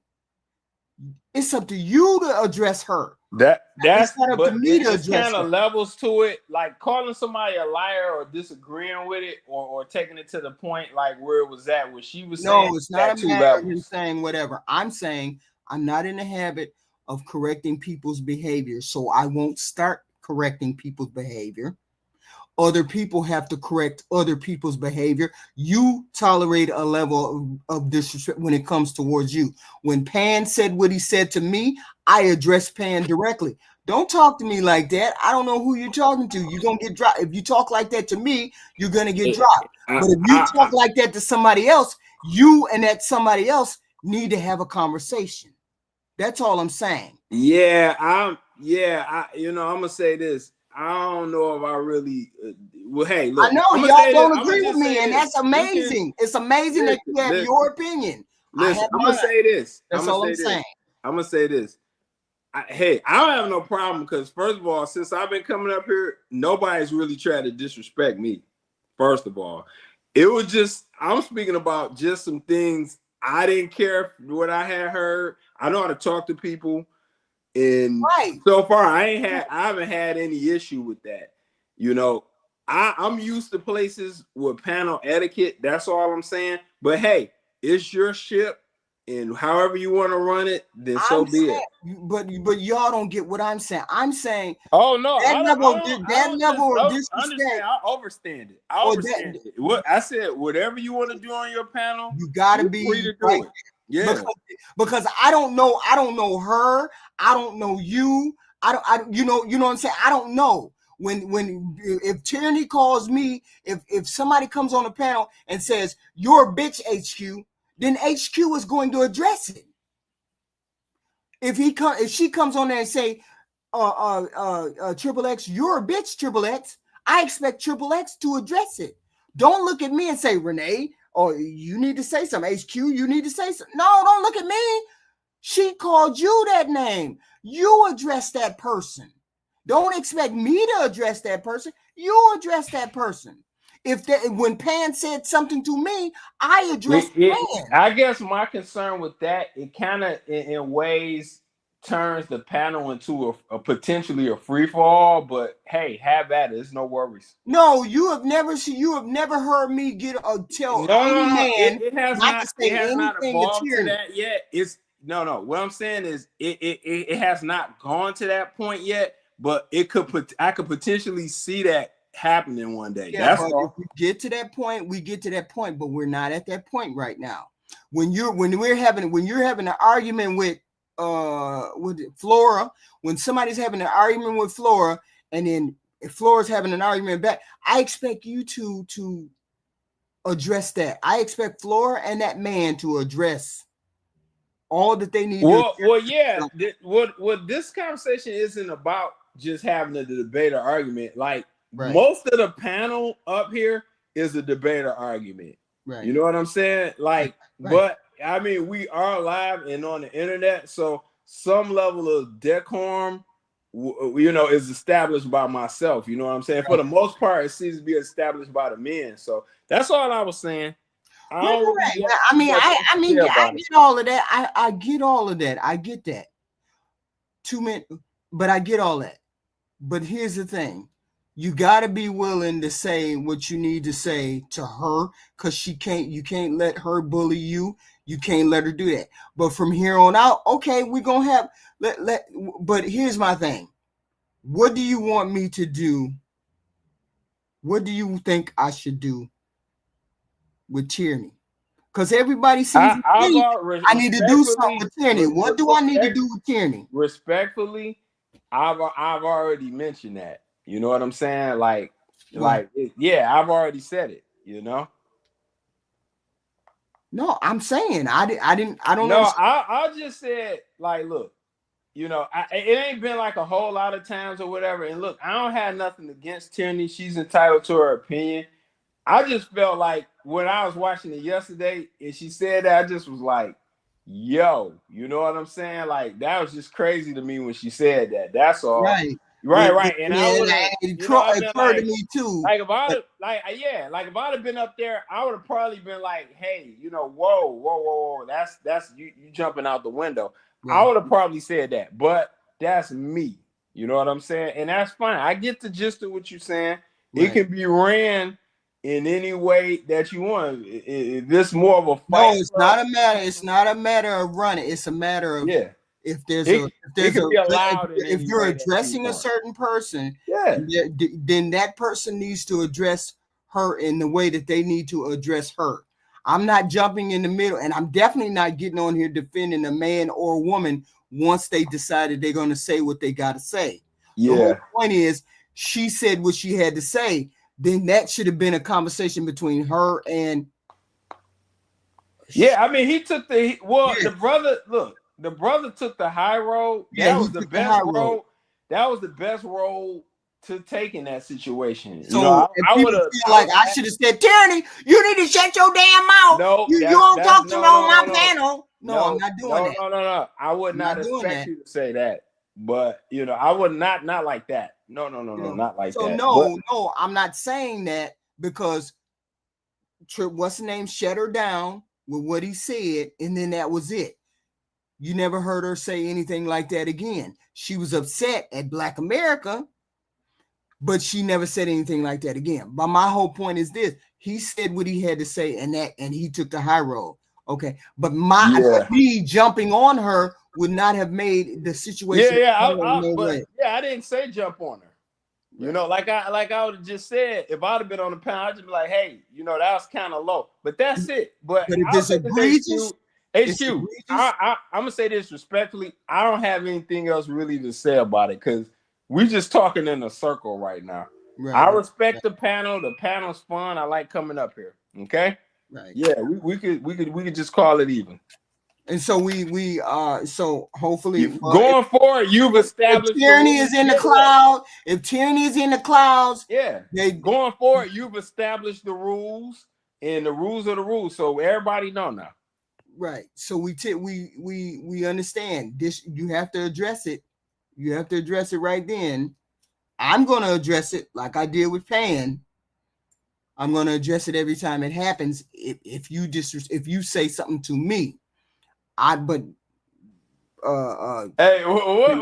got me though was this whole Bings thing. What was so triggering about that? I missed that. About what? What do you mean? This whole Bings thing, like what the brother said. You already heard about it. You heard about it. He didn't want his son to date a black girl or something. Or what was he talking about? He didn't want to. He told his son that you want to be happy and you want to be married. Yeah. Don't marry a black woman. Yeah. Oh, yeah. Well, that's interesting. I'll say this. I would have said, don't date black American women. Yeah, it's women. There are nerdy black women out there. Yeah. It's cute, nerdy black women that's in the anime and stuff like that. Right. That definitely exists. That's a lane. I think I seen Erica say that yesterday. Her sister was kind of like fit that mold. So that's possible. I will say this. On the flip side of that, though, the difference is between that super nerdy guy and that super nerdy girl. That same nerdy girl got a chance to date the captain of the football or basketball team in college. That's the difference between that nerdy guy and that nerdy girl. Maybe that captain of that football team don't want the cheerleader. Maybe she's stuck up or she trifling, and that nerdy girl is cute. So and the nerdy guy can make up. He got the physique, the height, and he can still date that nerdy chick. So I would say an attractive nerdy black chick is still pretty much coveted. See, but you can find those. He didn't. I'm not saying they're not out there. He didn't give his son the opportunity to. He didn't give his son the opportunity, which is what my problem with him was. Why would you give a blank statement of all black women? Because there's geeks in England, there's geeks in Australia, there's geeks. I would say this respectfully. I'll take it. He's probably going to school in the States, though. You're right. Once he gets out of school and he makes money, it'd be different if he was going to school in Oxford or something. Yeah, but if I'm a nerd,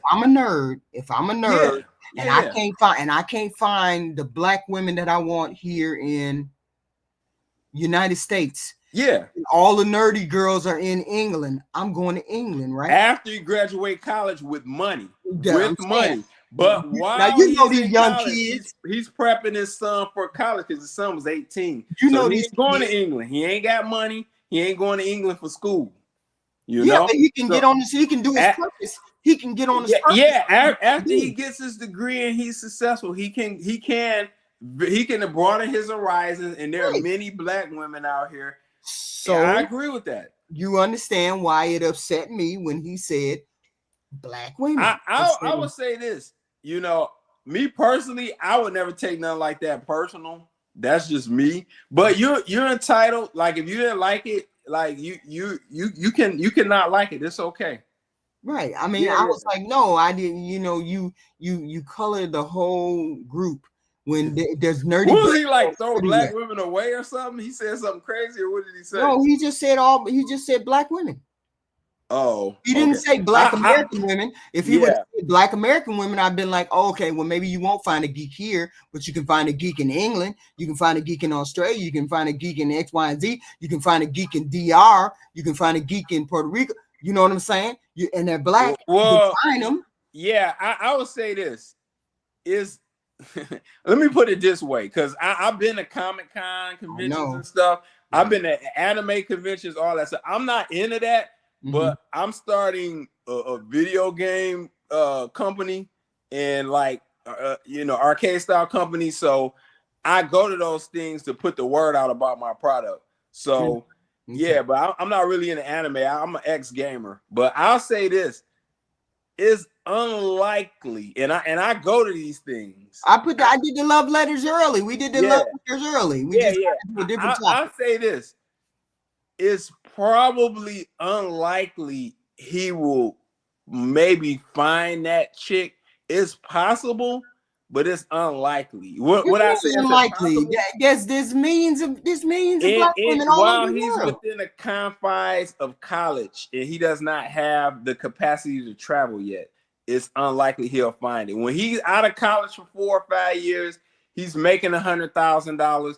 He can go do what he wants. Lex could go do what he wants right now. If Lex wanted to quit his corporate job and just work part-time and be a full-time Forex trader, I could do it tomorrow. Okay? That boy that's 18, that sensitive boy he was talking about, he doesn't have that option tomorrow. I do. You know? That's the difference. Are you kidding me? You think that an 18-year-old boy who has the internet at the tip of his fingers can't find a geeky girl in England and figure out a way how to get to England? But he can't.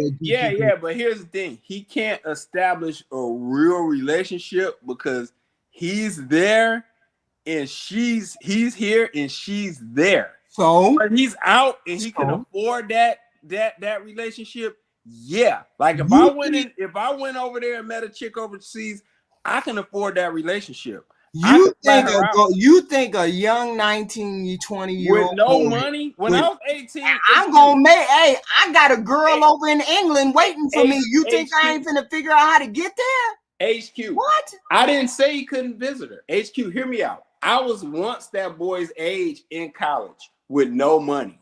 I was trying to figure out how to pay for college. I did not have the expenditure. Could I communicate with girls over there? Sure. I did not have the expenditure for that type of travel and or to fly girls in. You don't have the money yet. Okay? That's how that works.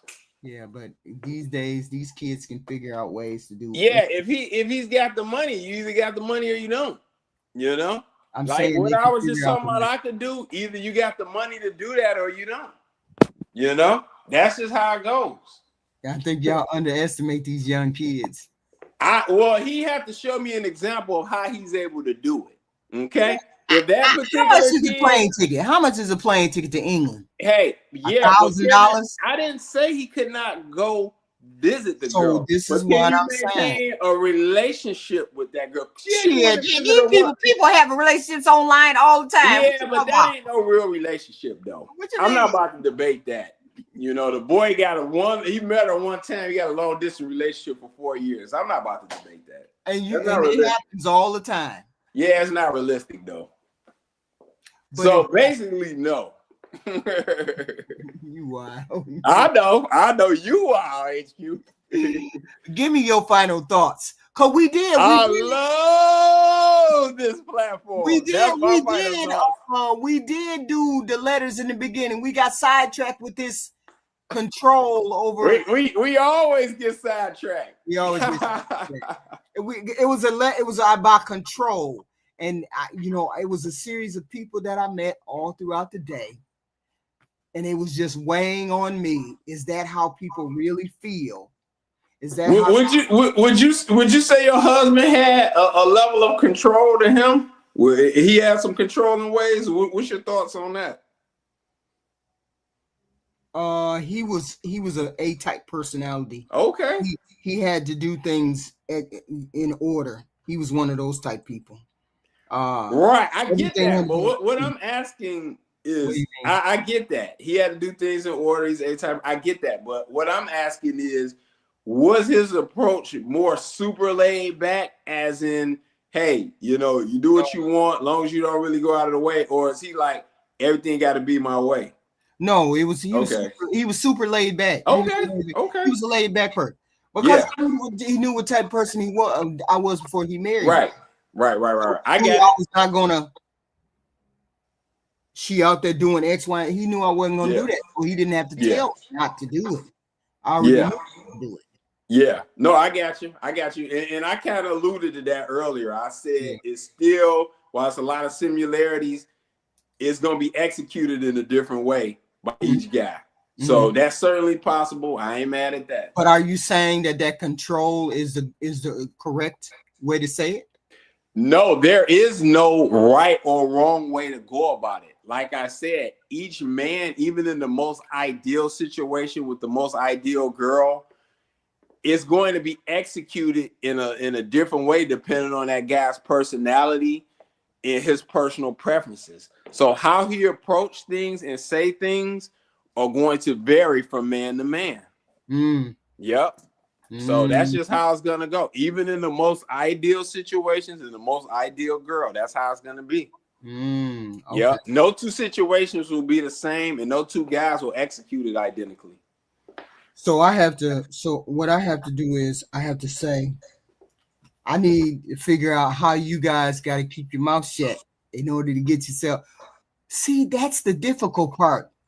It's almost too late because you're used to being the independent person that you are. Who are we talking about? Women. I'm talking about women. Okay. You're used to being that You're used to being that independent person, so you already have a mouth. So how do we? See, that's the grand old question. The bottom line is Project Leroy alluded to it earlier. Collectively, the black men are not standing on business collectively. There are many traitors among us. And a lot of times when a woman who's out of line and she's ran into a guy that would straighten her out, she runs and goes cut a deal with somebody else, rather than be straight. So he may be more of a simp. And he just say, okay, I'll rather take that offer, So yeah, so it's really tough. I don't know if you can stamp all of it out because look, I don't know. I don't have the answers to be able to get all black people on code. I have I don't have the answers, Honestly, they have pushback from Malcolm X and Martin Luther King and Richard Wright. Those guys is greater than me. Right. So who am I to say like, oh, follow Lex? I got the answer. Man, I don't have the answers. Absolutely right. Not. I mean that's the thing. We don't want to get on the same code. Yeah. I can tell women you cannot be running off at the mouth. You got to get on somebody's program and you got to do X, Y, and Z. Yeah. And there's gonna be pushback to that because you can see that there's still pushback with when you talk to tyranny, you still have pushback. Yeah, and I don't mind. Look, whether it's Crystal Luna, Tyranny the Terrorist, Crystal Luna the Lunatic. See, I didn't work with her. I didn't be on SBC with Crystal Luna. Okay. So I didn't, know how she. Right. No, I get it. I understand it's a level of misandry that's with those girls, and I get it. They got they hang ups about guys and stuff, and I understand. But whether it's either one of those girls or not, the reality is those girls people have to learn how to. I'm sorry, go ahead. What was you gonna say? Represent a lot of what women out here are. They do. They're great.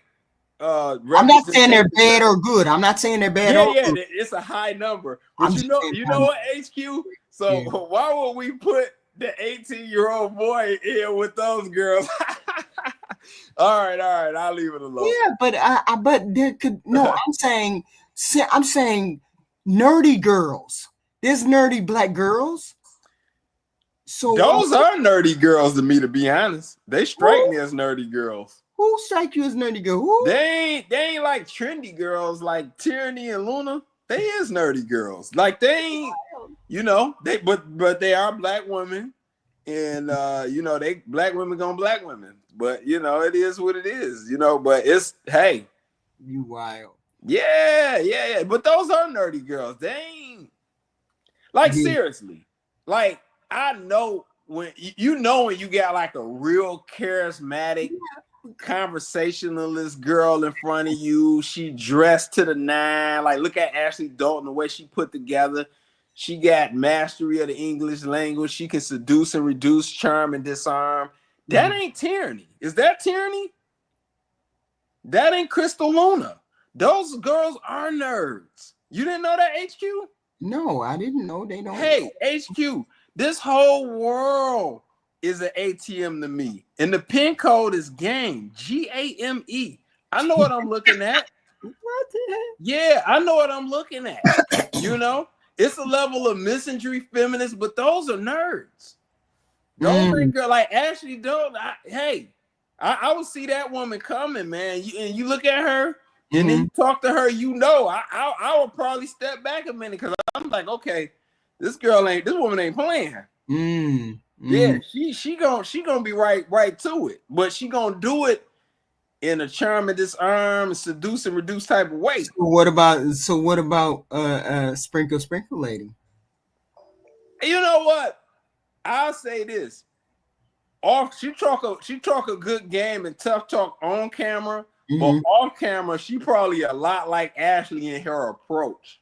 She's a bitch on camera, but she's probably more of a smooth operator in person. Yeah. I think her and Ashley's execution style in person is probably similar.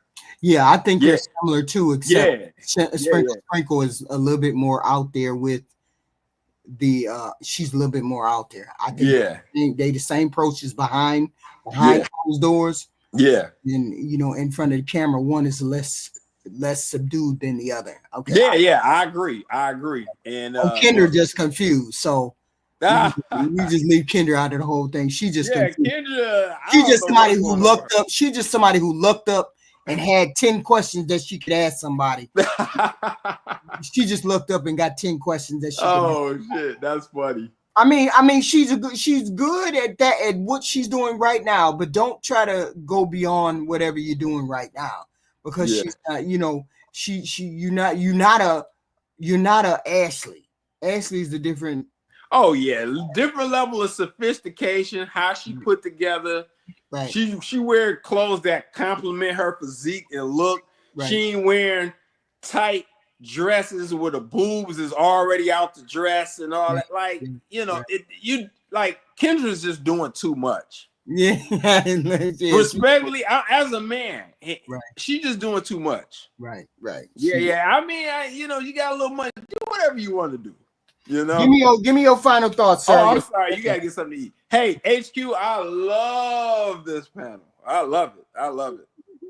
Cause we always be on some foolery. Woo! Nobody like to be wrong. Egos. I don't have an ego to inflate or offend. Shout out Jason Black. But it's a lot of egotism. It's just a lot. It's a lot. But what's happening? I'm gonna say this and quit. You're slowly unraveling the psyche of man. You're going down a really deep rabbit hole, HQ. Be prepared. Warning. It's like the men have the decorum, but when the women get on the panel, it's like, why do we come and say, why do we fall into the hole of what X, Y, and Z? All I'm saying. That's all I'm saying. Anyway. Yes. No, I get it. Hey, nothing but respect, love, admiration, and hey, this is a fantastic panel. I will talk to you. We will see you another time, but I think SBC just came on, right? Yeah. Okay. I will see you all later. All right, chat. HQ. Thank you. Thank you all for showing up. Thank you. We out of here.